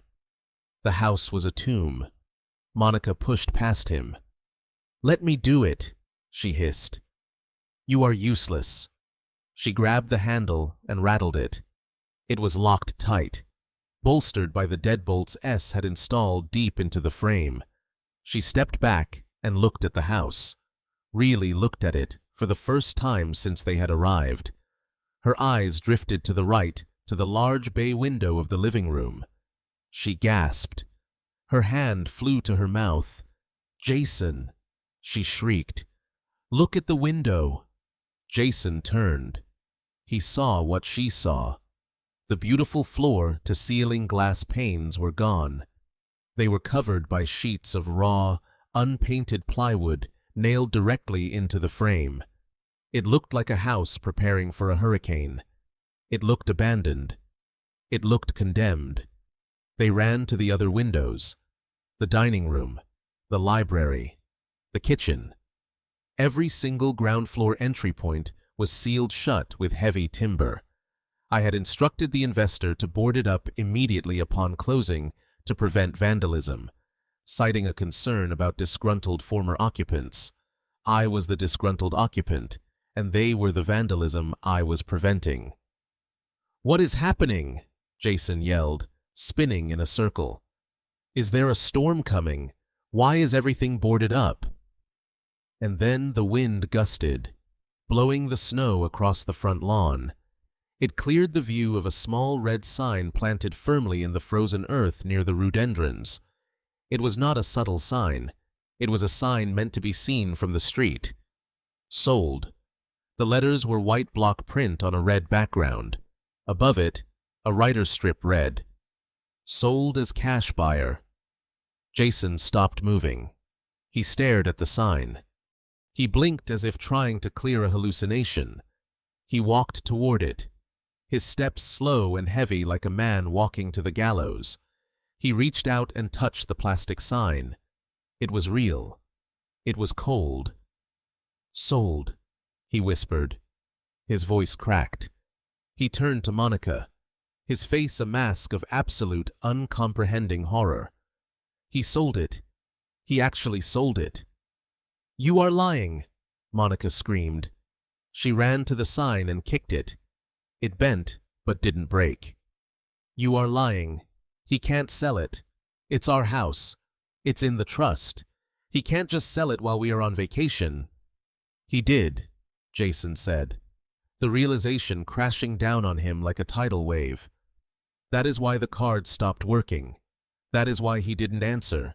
He liquidated the estate. The children began to cry louder, sensing the terror radiating from their parents. They were cold, hungry, and standing in front of a house that had rejected them. Jason ran back to the door. He didn't knock this time. He threw his entire body weight against it. He kicked it. He clawed at the biometric scanner until his fingernails broke. "Dad!" he roared, a primal sound of rage and grief. "You open this door right now. You cannot do this to me. I am your son. I live here." He grabbed a heavy ceramic planter from the porch, one that Catherine had potted with mums every autumn. He heaved it through the air. It smashed against the plywood, covering the living room window. The wood splintered, but held. The noise triggered the new alarm system the investors had installed. A piercing, deafening siren erupted from the eaves of the house, cutting through the quiet neighborhood morning. Lights began to flash. Jason didn't stop. He was in a frenzy. He picked up a piece of the broken planter and started hacking at the wood, screaming obscenities, screaming my name, screaming for someone to wake up from this nightmare. But he wasn't asleep. He was wide awake in the hell he had created. Monica sat on one of the suitcases in the driveway and put her head in her hands. She didn't scream anymore. She just rocked back and forth, muttering to herself, "My clothes, my jewelry, my life. It's all gone." I watched from the screen, my pulse steady. I saw the neighbor's curtains twitching across the street. I saw the blue lights of a police cruiser turning the corner at the end of the block. The new owners monitored the alarm system. They had called the police for a break-in in progress. Jason was still hacking at the wood when the officers drew their weapons. He looked like a madman, sunburned, shivering, and violent, trying to break into a house he no longer owned. I took a sip of my coffee. The bitter warmth spread through my chest. They had wanted a home without a father. Now they had a father, but no home. The symmetry was perfect. The siren was not just a noise. It was a physical weapon. S had installed a commercial-grade system, the kind used for warehouses and vaults, designed to disorient and terrify. It shrieked from the eaves with a rhythmic piercing wail that vibrated in the chest cavity. The strobe lights mounted under the gutters began to flash, turning the gray, snowy morning into a strobe-lit nightmare of blue and white. Jason did not stop. The noise seemed to sever the last tether holding his sanity together. He had picked up a heavy, jagged shard of the ceramic planter he had smashed moments ago. He was using it like a primitive axe, hacking violently at the plywood covering the bay window. Wood chips flew into his face. He was screaming, but the siren swallowed his voice. I could see his mouth opening wide, the veins in his neck bulging his face, a mask of purple rage and sunburned skin. He was attacking the house as if it were a living thing that had betrayed him. He managed to open a small gap in the wood. He jammed his fingers into the splintered hole and pulled. I saw the blood running down his hand, dark against the pale pine. He didn't seem to feel it. He was running on pure adrenaline and entitlement.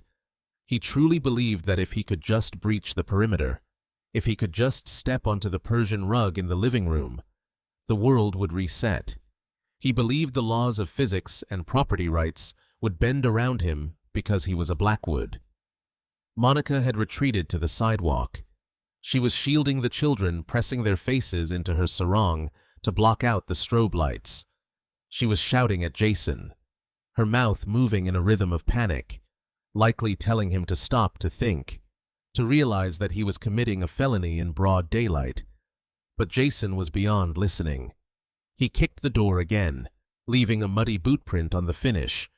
He threw his shoulder against the wood, bouncing off with a force that must have bruised the bone. Then the second element of the new security protocol engaged. The monitoring company, alerted by the perimeter breach and the glass break sensors, had dispatched the police with a priority 1 code, a burglary in progress at a high-value estate. The first cruiser skidded around the corner, its tires crunching on the slush.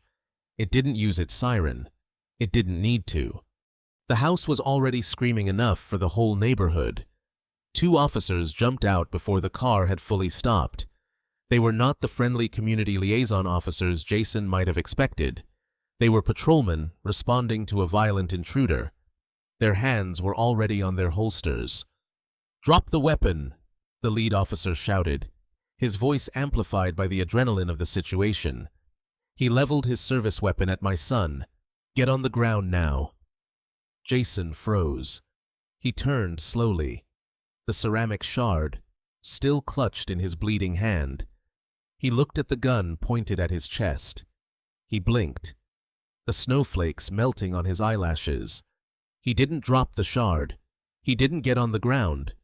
He stood there confused, as if the police were part of the misunderstanding.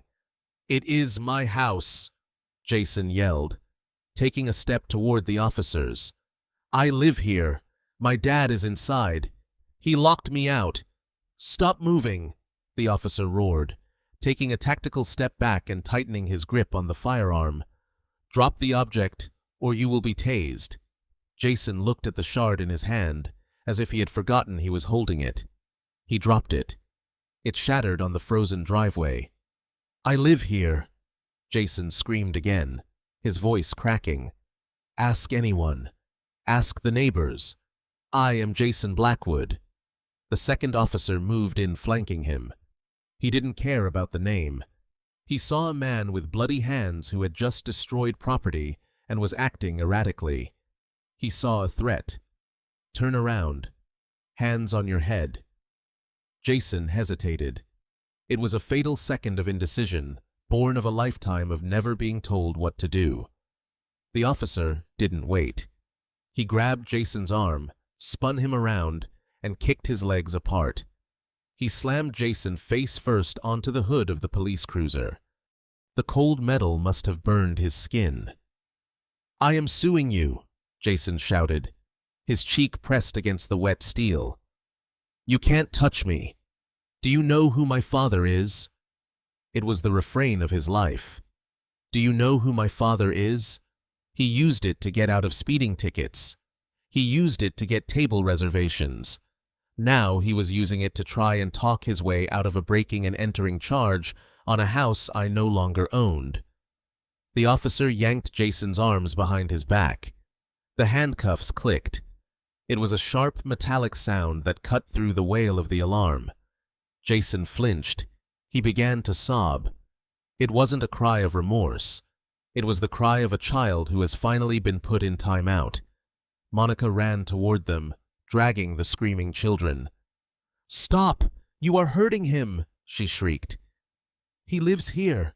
We just got back from vacation. Look at our luggage. Look at the kids.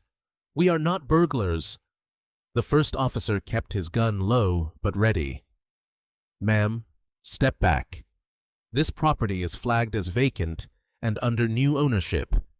The alarm company reported an unauthorized entry by hostile parties. New ownership." Monica gasped. She stopped running. She looked at the boarded windows. She looked at Jason, cuffed and crying on the hood of the car. "No, no, that isn't possible. Bernard wouldn't." The officer ignored her. He patted Jason down, checking for weapons. He pulled Jason's wallet out of his pocket. He opened it and looked at the ID. "This ID says your address is in the city," the officer said. "This is not the address on your license." "We stayed here," Jason sobbed. "We lived upstairs. My dad." He what?" the officer asked, pulling Jason off the hood and marching him toward the back seat of the cruiser. He went crazy. Jason yelled as he was shoved into the car. He sold it. He sold it while we were gone. The officer slammed the door. He didn't believe him. Or maybe he just didn't care. To him, this was a domestic dispute gone wrong, or a squatter trying to reclaim a lost squat. Either way, Jason was in custody. The alarm finally cut off. The sudden silence was more jarring than the noise. The strobe lights stopped flashing, leaving the driveway in the gray, dull light of the winter morning. I watched from my laptop screen. I saw my son's face pressed against the window of the police car. He looked small. He looked terrified. He looked directly at the security camera as if he knew I was watching. Monica stood alone on the driveway, surrounded by 4 crying children and 5 luxury suitcases. The snow was falling harder now, accumulating on her bare shoulders. She looked at the house. She looked at the police car. Then she looked at the street, realizing for the first time that there was no one coming to help her. She had no car keys. She had no house keys. She had $300 and a husband in the back of a squad car. The officer approached her. "Ma'am, you cannot stay here. This is private property. The owner has requested that all trespassers be removed. You need to call a ride." "The owner," she whispered. I took a sip of my coffee. My hand was steady. The police had done their job. The investors had done their job. The system worked perfectly when you were the one pulling the levers. I watched as Monica pulled out her phone. Her fingers were shaking so hard she could barely type. I knew who she was going to call. She was going to call her mother. She was going to call her friends. But eventually she would realize that none of them could fix this. Then she did what I knew she would do. She dialed my number. My phone lit up on the desk. Monica. I watched it ring. I watched the face of the woman who had pawned my wife's pearls appear on the screen. I reached out and pressed the button to send it to voicemail. I wasn't ready to talk. Not yet. I wanted them to sit in the cold a little longer. I wanted the reality of the situation to settle into their bones like the frost on the ground. The police car pulled away, taking my son to the precinct for processing. Monica was left standing on the curb, waiting for an Uber she probably couldn't afford, staring at the plywood that sealed off her former life. The fortress was secure. The invaders had been repelled, and I had the best seat in the house. The fluorescent lights of the second precinct hummed with a headache-inducing buzz that seemed to vibrate in my teeth. The air smelled of stale coffee, industrial floor cleaner, and the sharp, sour tang of human desperation. I walked through the double doors, my cane tapping a steady, authoritative rhythm on the scuffed linoleum. Mr. Whitman walked beside me, his briefcase held like a shield, his face set in a mask of professional indifference. We were not there as worried parents coming to bail out a wayward child. We were there as the plaintiffs. I saw them immediately. Jason was handcuffed to a metal bench in the processing area, a place reserved for drunks and petty thieves. He looked small. The arrogance that usually puffed out his chest and made him walk with a swagger was gone, replaced by the slumped, caved-in posture of a man who had been stripped of his dignity along with his belt and shoelaces. His expensive linen shirt bought for a tropical paradise was stained with grease from the police cruiser's hood and dark patches of sweat. He looked up when he heard the distinctive click of my cane. His eyes widened red, rimmed, and frantic. For a split second, a wave of relief washed over his face. He thought the cavalry had arrived. He thought Daddy was here to write a check, yell at the sergeant, and make the bad men go away. "Dad," he croaked, standing up as far as the short chain would allow. "Thank God. You have to tell them. Tell them this is insane. Tell them I live there. Tell them it's all a misunderstanding." I stopped 5T away from him. I did not step into his personal space. I stood just outside the reach of his desperation, a deliberate distance that felt like an ocean. I looked at the officer at the desk, a sergeant I knew from the Rotary Club, a man who knew my reputation. "Sergeant," I said, my voice projecting clearly through the room, cutting through the background noise of radios and phones. "I am Bernard Blackwood. I am the former owner of the property at 42 Oak Lane. I am here to confirm that the individual in custody has no legal claim to the residence. He does not hold a lease. He does not hold a title. He was in fact trespassing on private property that he has been explicitly barred from." Jason's jaw dropped. The relief on his face curdled into a look of absolute betrayal, a look of a child who has just realized the monster in the closet is real. "What are you saying?" he whispered, his voice trembling. "I am your son. I have lived there for 5 years. I looked at him. Then I really looked at him. I didn't see the boy I had taught to ride a bike. I saw the man who had pawned my wedding ring for pocket money. I saw the man who had left me a frozen dinner on Thanksgiving while he flew first class. You are a 42-year-old man who broke into a house he does not own," I said, my voice as cold as the winter wind outside. "That makes you a criminal. Jason, not a son. You vacated the premises of your own accord. You abandoned your residency, and I sold the building." Monica was sitting on a plastic chair in the waiting area, huddled under a thin blanket, the children asleep in a pile of coats on the floor next to her. She looked ragged. Her makeup smeared her hair of bird's nest of tangles. She jumped up when she heard my voice rushing the barrier like a cornered animal. "You sick old bastard!" she screamed, pointing a manicured finger at me. Her face twisted into a mask of pure venom. "You set us up. You sold the house while we were in the air. You ruined everything. You are going to pay for this."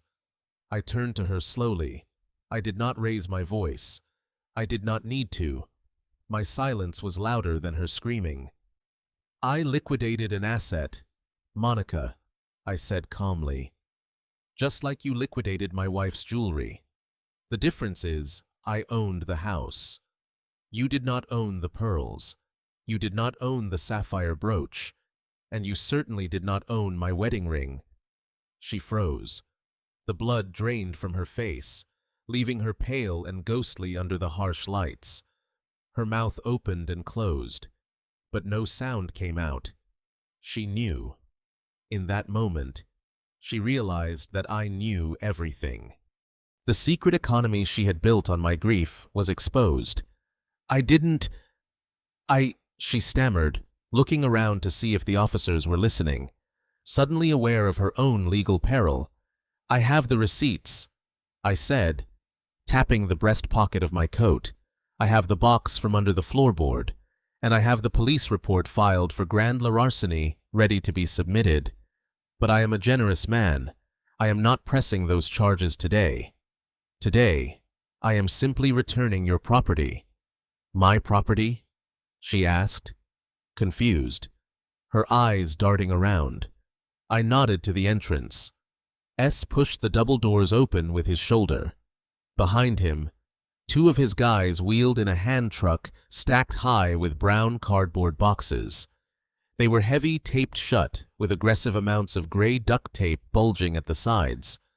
They smelled of dust and the hasty, violent packing job I had supervised. S parked the dolly right in the middle of the precinct waiting room between the vending machine and the intake desk. He tipped it back and let the boxes slide onto the floor with a heavy final thud that shook the room. "What is this?" Jason asked from the bench, straining against his cuffs to see. "This is your life," I said. "Or what is left of it." I pointed to the boxes with the tip of my cane. "Your clothes, your shoes, your electronics, your collections. It is all there. I had the movers pack everything from the second floor. Nothing was left behind. No socks, No toothbrushes, no pictures. Consider this the final distribution of the Blackwood estate. Monica stared at the boxes. She recognized the shape of things inside. She saw the corner of a designer dress poking out where the tape had split, wrinkled, and crushed. She saw the edge of a box that likely held her expensive creams, now leaking and broken. "You put my Chanel bags in a cardboard box," she whispered, her voice trembling with a materialistic horror that seemed to eclipse the fact that her husband was in handcuffs. "You ruined them. You crushed them. They are just things." "Monica," I said, echoing the exact words she had used when she broke my favorite coffee mug years ago and told me to get over it.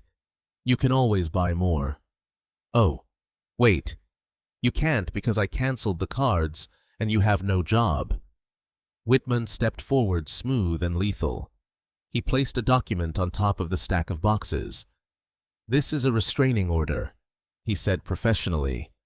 "It bars you from coming within 500 feet of Mr. Blackwood or his new residence. It also serves as formal notice that you have been removed as beneficiaries from the family trust due to criminal misconduct and gross ingratitude. You are on your own." Jason looked at the restraining order. He looked at the boxes. He looked at me. The reality was finally sinking in. There was no house to go back to. There was no bank account to draw from. There was just a pile of boxes on a dirty police station floor, a criminal record, and a winter storm outside. "Dad, please." He wept, the fight going out of him, his body sagging against the metal bench. "We have nowhere to go. The kids. We don't have any money. The kids are the only reason I am not having you charged with the theft of the jewelry right now," I said. "Figure it out. Jason, get a job, rent an apartment, be a father instead of a dependent. For the first time in your life, save yourself." I turned my back on them. It was the hardest physical movement I had ever made, turning away from my own flesh and blood while they cried. But it was necessary. The umbilical cord had to be cut, even if I had to use a hatchet. "Where are you going?" Monica shrieked, her voice cracking. "You can't leave us here." "I am going to dinner," I said without looking back. "I have a reservation, and I am paying with my own money." I walked out of the precinct into the cold, wet air. I heard Monica screaming my name behind the safety glass. I heard Jason sobbing. I heard the confused cries of my grandchildren waking up to a world where their grandfather was no longer a safety net, but a wall. S was waiting by the truck. He looked at me, his face grim. "Done?" he asked. "Done?" I said. I got into the car. I didn't feel happy. I didn't feel sad. I felt light. The weight of 40 years of carrying them was gone. I was just a man with a cane and a quiet life ahead of me. And for the first time in a long time, I was looking forward to the silence. 3 weeks after I left my son and his wife standing in the cold outside a police station, a process server found me at the Ritz-Carlton. I was eating a grapefruit and reading the Wall Street Journal, enjoying the silence that money and solitude can buy. The young man looked apologetic as he handed me a thick envelope. He knew who I was. By now, half the city knew who I was. The story of the Thanksgiving eviction had circulated through the country clubs and boardrooms like a viral fever. Some called me a monster. Most called me a legend. I opened the envelope. It was not an apology letter. It was a lawsuit. Emergency motion for temporary guardianship and conservatorship. Plaintiff, Jason Blackwood. Defendant, Bernard Blackwood. I read the filing with the detached interest of a CEO reading a competitor's desperate press release. The document claimed that I, Bernard Blackwood, had suffered a sudden and catastrophic cognitive decline. It cited the rapid below-market sale of the family estate as primary evidence of financial incompetence. It cited my erratic behavior and hostility toward family members as evidence of paranoia and dementia. It requested that this court immediately freeze all my assets, annul the sale of the house, and appoint Jason Blackwood as my legal guardian to manage my affairs for my own protection. It was Monica. I could hear her voice in every legal phrase. This was her Hail Mary. She had realized that begging wouldn't work. She had realized that guilt wouldn't work. So now she was trying to legally declare me dead while I was still breathing. She didn't want a father for her husband. She wanted a vegetable she could harvest for cash. I called Whitman. They took the bait. I said, "See you in court." "Bernard," he replied. He sounded almost giddy. The hearing was scheduled for 2 days later. It was an emergency session granted because they had argued that I was a danger to my own estate. I walked into the probate court wearing my best charcoal suit, the one I used to wear to hostile takeover meetings. I did not bring a cane this time. I walked upright. I wanted them to see exactly who they were fighting. Jason and Monica were already there, seated at the plaintiff's table. They had tried to look the part of the concerned, grieving family. Jason wore a suit that was clearly too big for him now. He had lost weight from the stress of the last month. He looked pale, sweating despite the air conditioning. He wouldn't meet my eyes. He stared at his hands, twisting a pen, looking like a man who was waiting for a bomb to go off, but hoping it would be a dud. Monica, however, was in her element. She wore a modest navy dress and pearls, fake ones, since she had pawned the real ones. She sat with her back straight, her chin high. When I walked in, she looked at me, not with fear, but with a smug, predatory confidence. She smiled. It was a small, tight smile that said, "We got you, old man. You made a mistake selling that house so cheap, and now we are going to use it to bury you." Their lawyer was a man named Prescott, a billboard attorney known for aggressive litigation and loose ethics. He stood up as the judge entered, smoothing his tie. He looked at me with pity, the kind of performative pity you give to a confused animal before you put it down. "Your Honor," Prescott began, his voice booming in the small courtroom, "we are here today because a tragedy is unfolding. My client Jason Blackwood loves his father deeply. For 40 years, Bernard Blackwood was a titan of industry. But age comes for us all." He gestured toward me as if I were an exhibit in a museum. "On Thanksgiving Day, Mr. Blackwood suffered a severe psychotic break. In a fit of paranoia, he locked his own son and grandchildren out of their family home. But he didn't stop there. In a period of 48 hours, he sold a property appraised at $1.5 million for a mere $850,000. No rational man burns $600,000 of equity overnight. That is not a business decision, Your Honor. That is a symptom. That is the action of a man whose mind has been corrupted by dementia." Monica nodded solemnly from the table, dabbing at dry eyes with a tissue. She was putting on the performance of a lifetime. She was playing the heartbroken daughter-in-law who just wanted to save Grandpa from himself. Prescott continued building his narrative brick by brick.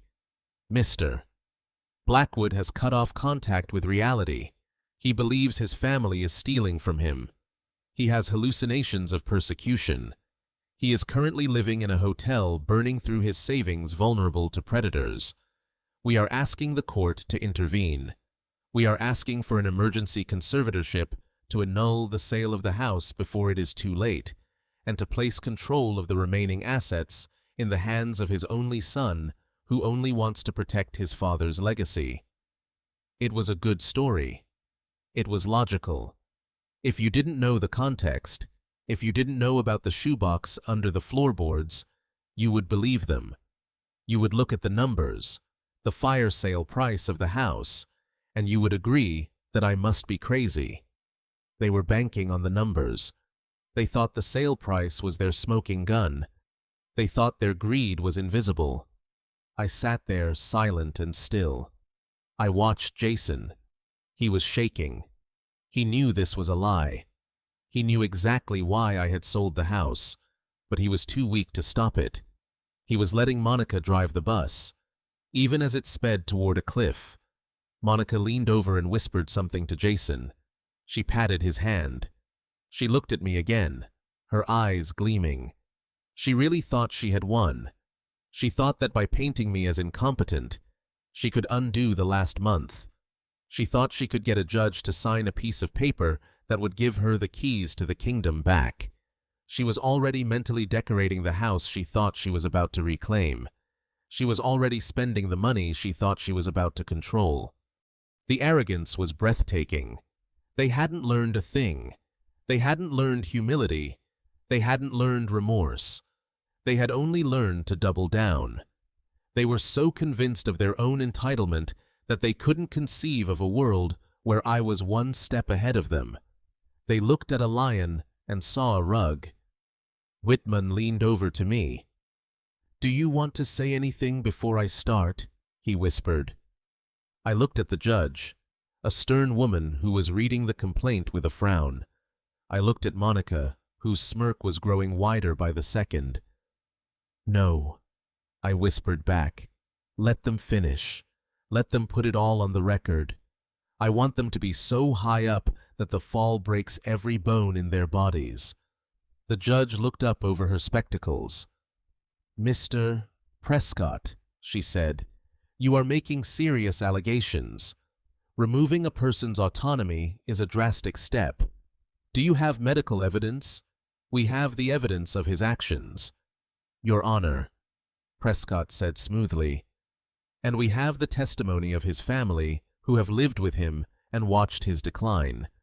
We have an affidavit from his son stating that Mr. Blackwood has been forgetting things, acting aggressively, and making irrational financial choices for months." Jason flinched when his name was mentioned. He shrank into his chair. "Very well," the judge said. "Mr. Whitman, does your client wish to respond?" Whitman stood up. He buttoned his jacket slowly. He didn't look worried. He looked bored. "My client does wish to respond." "Your Honor," Whitman said, "but not with arguments. We prefer to respond with exhibits." Monica's smile faltered for a fraction of a second. She looked at the stack of documents Whitman pulled from his briefcase. She looked at the small digital recorder he placed on the table. She looked at the orange Nike shoebox that sat on the floor next to my feet. For the first time since the hearing began, I saw a flicker of doubt in her eyes. It was the realization that in a room full of lawyers, she was the only one who didn't know the law of gravity. What goes up must come down, and they were about to come down hard. Whitman did not begin with an opening statement. He did not bore the court with platitudes about the dignity of the elderly or the sanctity of the family unit. He simply walked to the clerk's desk and placed a small silver flash drive on the polished wood. It made a sharp click that sounded like a pistol hammer being cocked. He asked for permission to play a video file. The judge nodded, and the large monitor mounted on the wall flickered to life. The grainy black and white footage from my security cameras filled the screen. The timestamp in the corner read 4 in the morning on Thanksgiving Day. The courtroom watched in silence as Jason and Monica dragged their suitcases down the stairs, laughing and whispering. The audio was crisp. Every person in the room heard Monica call my home a place of failure. They heard Jason joke about my hearing loss. They heard the slam of the door as they left me alone with a frozen dinner. I watched the color drain from Monica's face. She gripped the edge of the plaintiff's table, her knuckles turning white. The image of the grieving, concerned daughter-in-law was cracking like cheap porcelain. But Whitman was not done. He let the video play until the car drove away. leaving only the image of an empty, silent hallway. Then he stopped the playback. "Your Honor," Whitman said, his voice calm and resonant. "The plaintiff claims, my client is suffering from paranoia and delusions of abandonment. As you can see, the abandonment was not a delusion. It was a scheduled departure." Prescott, their lawyer, jumped up. "Objection. This is irrelevant. A vacation does not prove competence." Whitman ignored him. He picked up the small digital recorder I had placed on the table. Exhibit B. Whitman announced a voicemail received by my client on Thanksgiving Day shortly after he discovered unauthorized charges on his credit card. He pressed play. Monica's voice shrieked through the courtroom speakers, distorted by rage, but unmistakable. "You old bat. You ruined everything. Fix this right now, or you will never see these children again." The judge flinched. She looked from the recorder to Monica, her eyebrows knitting together in a frown of distaste. The contrast between the demure woman in the navy dress sitting at the table and the banshee on the recording was absolute. Monica looked down at her lap, unable to meet the judge's gaze. Jason put his head in his hands. "This establishes the tone of the relationship," Whitman said. "It is not one of caregiving. It is one of hostage-taking. But let us address the core of the plaintiff's argument. They claimed that Mr. Blackwood's decision to sell his home was an act of financial incompetence, a fire sale driven by dementia." Whitman walked back to his briefcase. He pulled out the orange Nike shoebox. He did not treat it delicately. He dumped the contents onto the defense table. The pile of receipts slid across the surface, a chaotic mound of paper that represented the systematic looting of my life.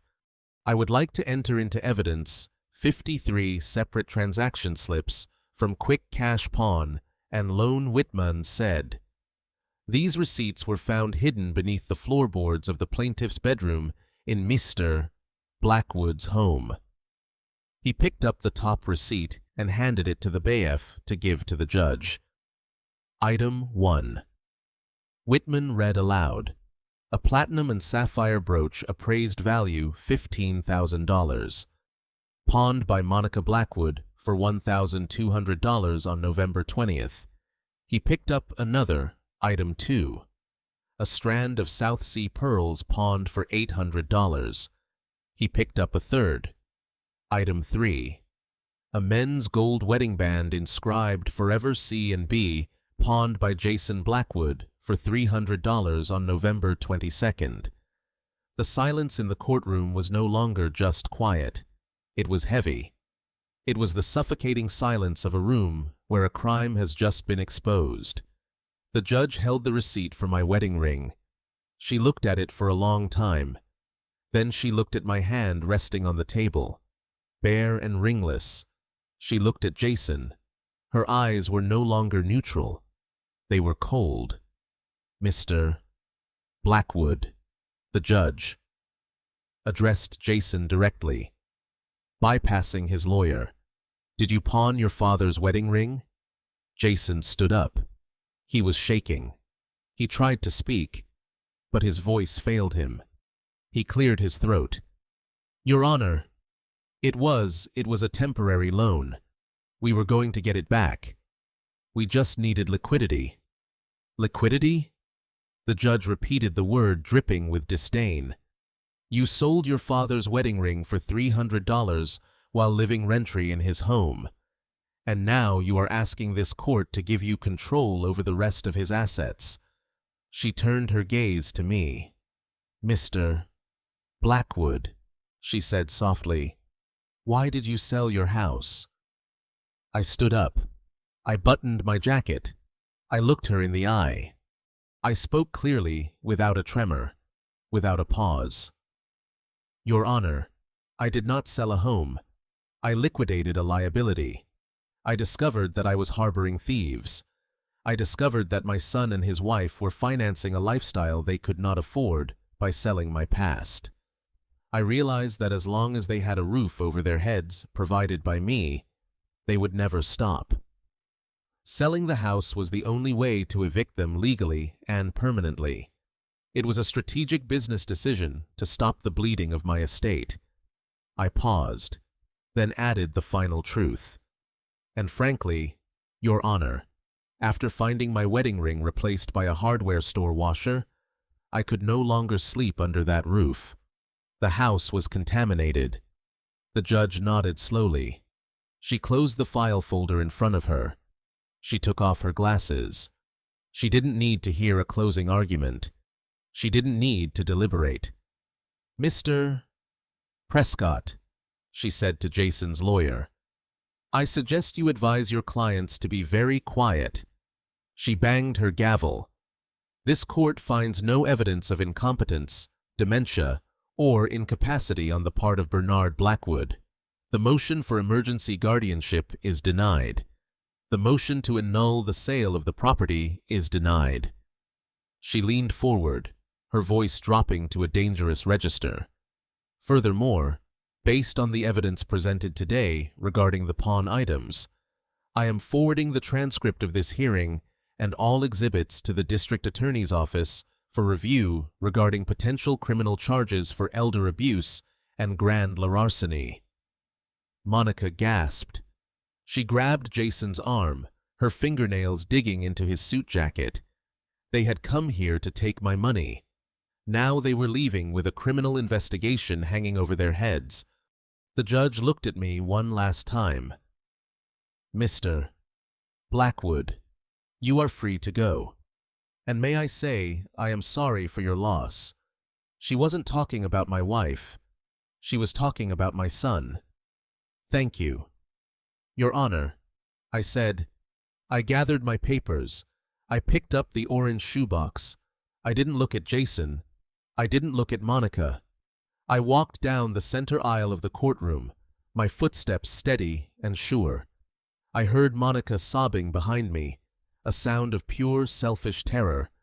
I heard Jason trying to ask his lawyer if he was going to jail. I pushed open the heavy wooden doors and walked out into the hallway. The air was cool and recycled, but to me it smelled like victory. Whitman was right behind me. He clapped a hand on my shoulder. That went well, he said dryly. It went exactly as planned. I replied. But we weren't done. The house was gone. The guardianship was dead. But there was one last loose end. One last piece of leverage that Jason still thought he had. He still thought he had a job. He still thought he was the CEO of Blackwood Logistics, a title I had given him 5 years ago when I retired to the chairman's seat. He thought his salary was safe.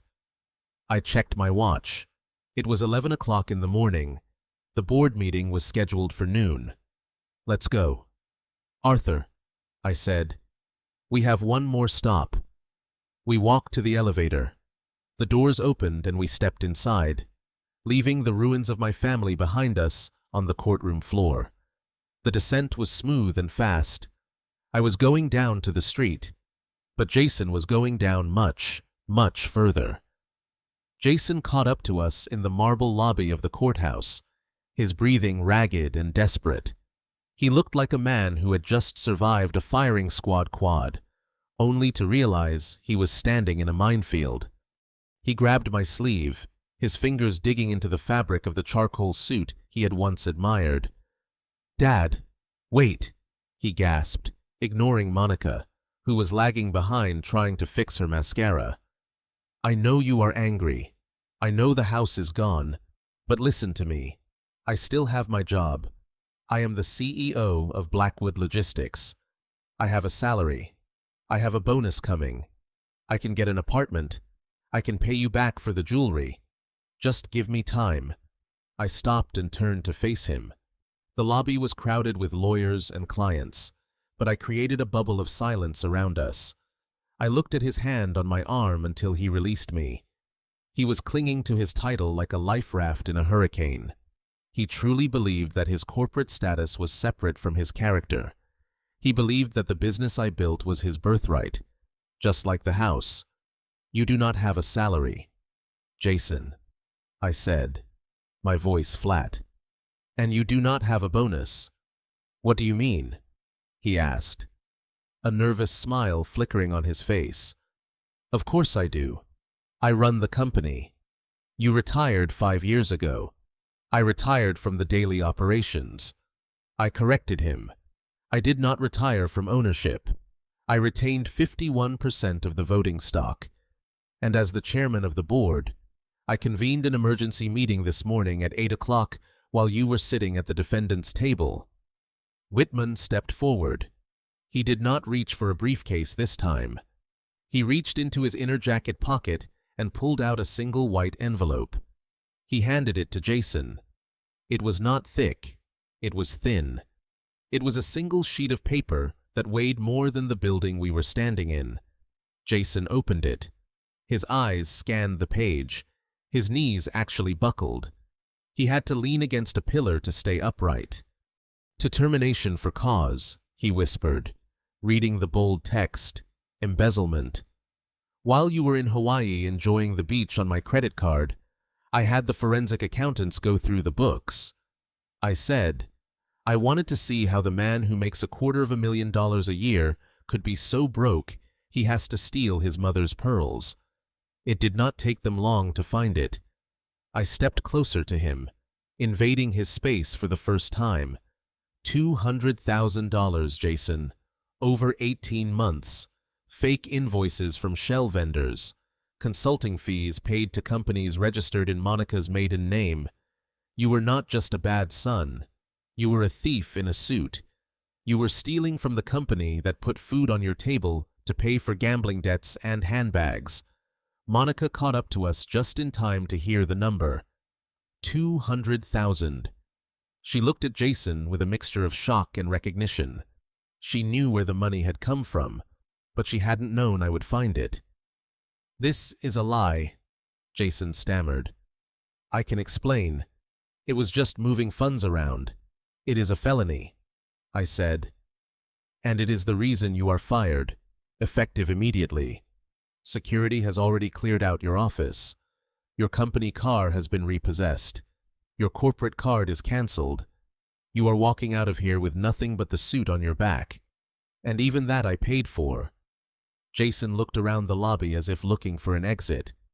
But there was nowhere to go. He had lost his home. He had lost his reputation. And now he had lost his career.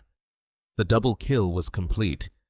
I had stripped him of every unearned privilege he had ever hidden behind. If you ever come near me or my property again, I added, leaning in close so only he could hear, I will hand that forensic audit to the FBI. Do not test me, son. You have already failed the final exam.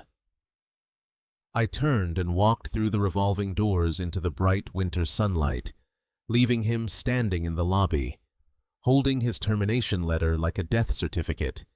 He was a CEO with no company, a homeowner with no house, and a son with no father. He was finally a self-made man. It had been exactly 30 days since the sale of the house closed. December had settled over the city with a brutal gray permanence, turning the streets into wind tunnels of biting cold. I was no longer watching the weather from a drafty Victorian estate in the suburbs. I was watching it from the floor-to-ceiling thermal windows of a penthouse apartment in the city center. I had rented it with a fraction of the proceeds from the house sale. It was modern, warm, and remarkably quiet. There were no creaking floorboards. There were no memories of a dead wife in the hallways. There was just clean white space and the hum of the city 20 stories below. I was setting the table for dinner. I had invited Sal and Arthur Whitman. It was a make-up Thanksgiving, a real one. I had roasted a turkey myself, basting it with butter and herbs, filling the apartment with the scent that had been missing a month ago. I was pouring the wine, a heavy Cabernet that needed to breathe. When the concierge buzzer rang, I walked to the wall panel. The video screen flickered to life, showing the vestibule downstairs. The camera lens was fish-eyed, but the distortion could not hide the misery of the two figures standing in the lobby. It was Jason and Monica. They looked like ghosts of the people who had flown to Hawaii. Jason was wearing a parka that looked 2 sizes too small, likely bought from a thrift store bin. His face was gaunt, covered in a patchy, unkempt beard that hid his weak chin but highlighted the hollows of his eyes. He looked 10 years older. The swagger of the CEO was gone, replaced by the twitchy, nervous energy of a man who was looking over his shoulder for creditors. Monica was worse. The woman who used to spend 3 hours a day on her hair and makeup was unrecognizable. Her roots had grown out a dark stripe invading the expensive blonde dye job she could no longer maintain. She wore a coat that was clearly not hers, something synthetic and puffy that she clutched tight around her throat. She wasn't wearing makeup.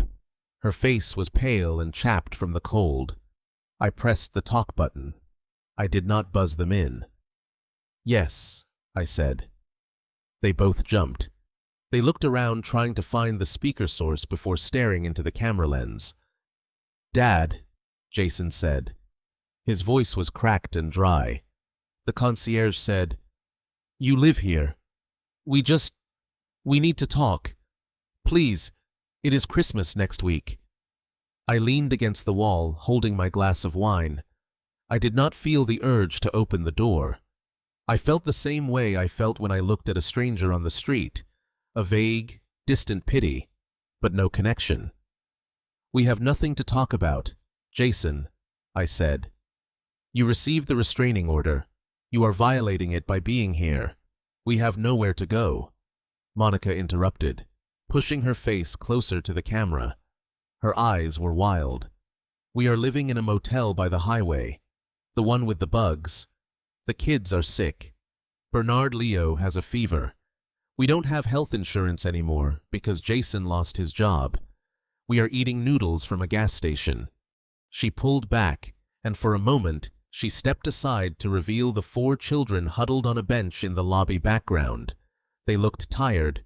They looked confused. They were wearing coats that looked too thin for December. "Look at them," Monica sobbed. "They are your grandchildren. You cannot let them starve. You cannot be this cruel. We are sorry." "Okay. We are sorry about the house. We are sorry about the jewelry. We are sorry about everything.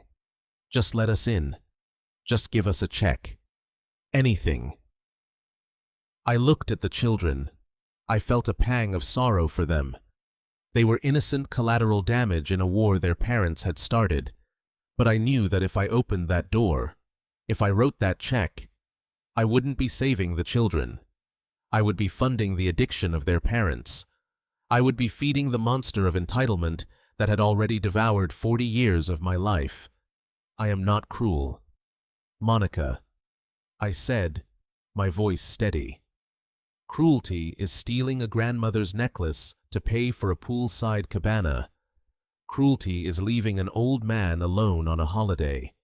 Cruelty is teaching your children that theft is a lifestyle."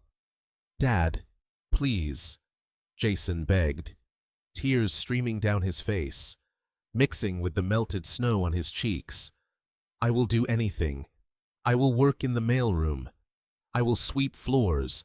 Just help us get back on our feet. I cannot provide for them. I don't know how. You are 42 years old. Jason," I said, "it is time you learned." I reached for a manila envelope I had left on the console table by the door. I had kept it there for this exact moment. I knew they would come. Desperation makes people predictable. "I have something to show you," I said. I held the envelope up to the camera lens. "What is that?" Jason asked, squinting. "Is that a check?" "No," I said.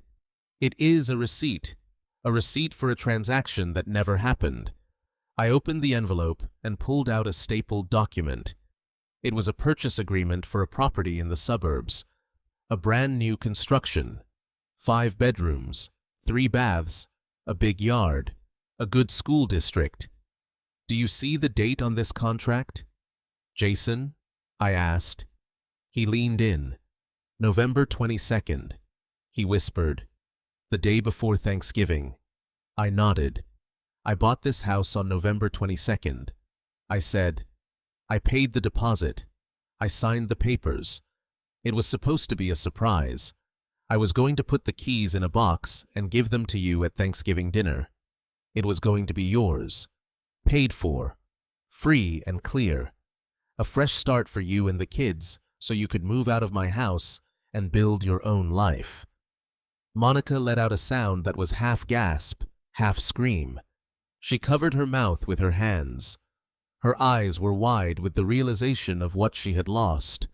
5 bedrooms. I continued twisting the knife.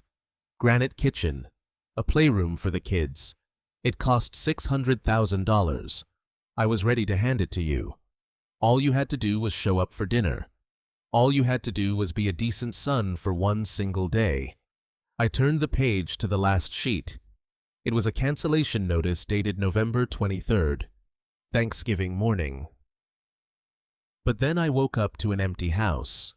I said, I woke up to a stolen credit card and a frozen lasagna. So I called the builder and I canceled the contract. I lost the deposit, but it was worth it. Jason slid down the wall of the lobby until he was crouching on the floor, his head in his hands.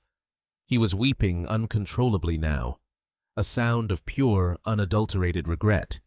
He realized that his greed hadn't gained him anything. It had cost him everything. He had traded a mansion for a week in a hotel he couldn't afford. You traded a lifetime of security for 5 days in Hawaii, I said, my voice low and final. That is the worst business deal I have ever seen. And you made it all by yourself? No, Monica whispered. No, please. We can fix it.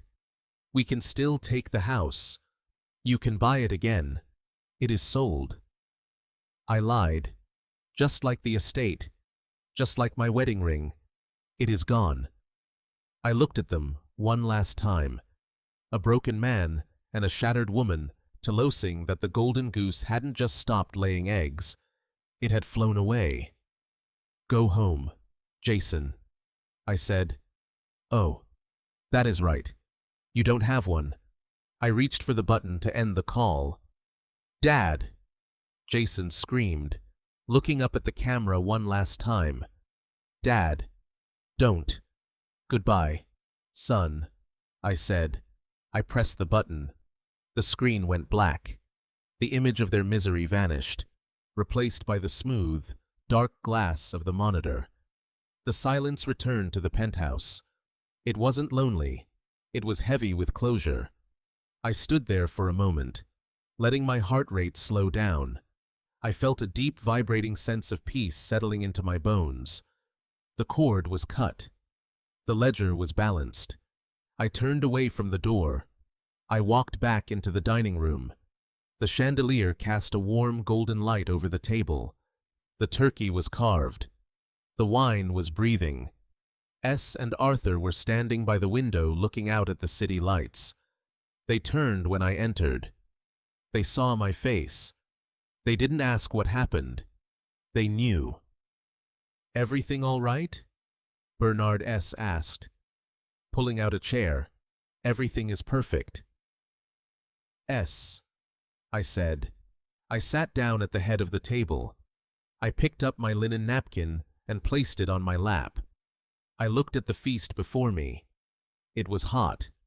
It was fresh. It was paid for with money that was safe from thieving hands. I lifted my glass of wine. S and Arthur lifted theirs. To family. Arthur said, hesitating slightly. I smiled. I looked at the 2 men who had helped me reclaim my life. The locksmith and the lawyer. The men who had answered the call when my own blood had run, to the family we choose. I corrected him. We clinked glasses. The crystal rang out with a pure, clear note. I took a sip.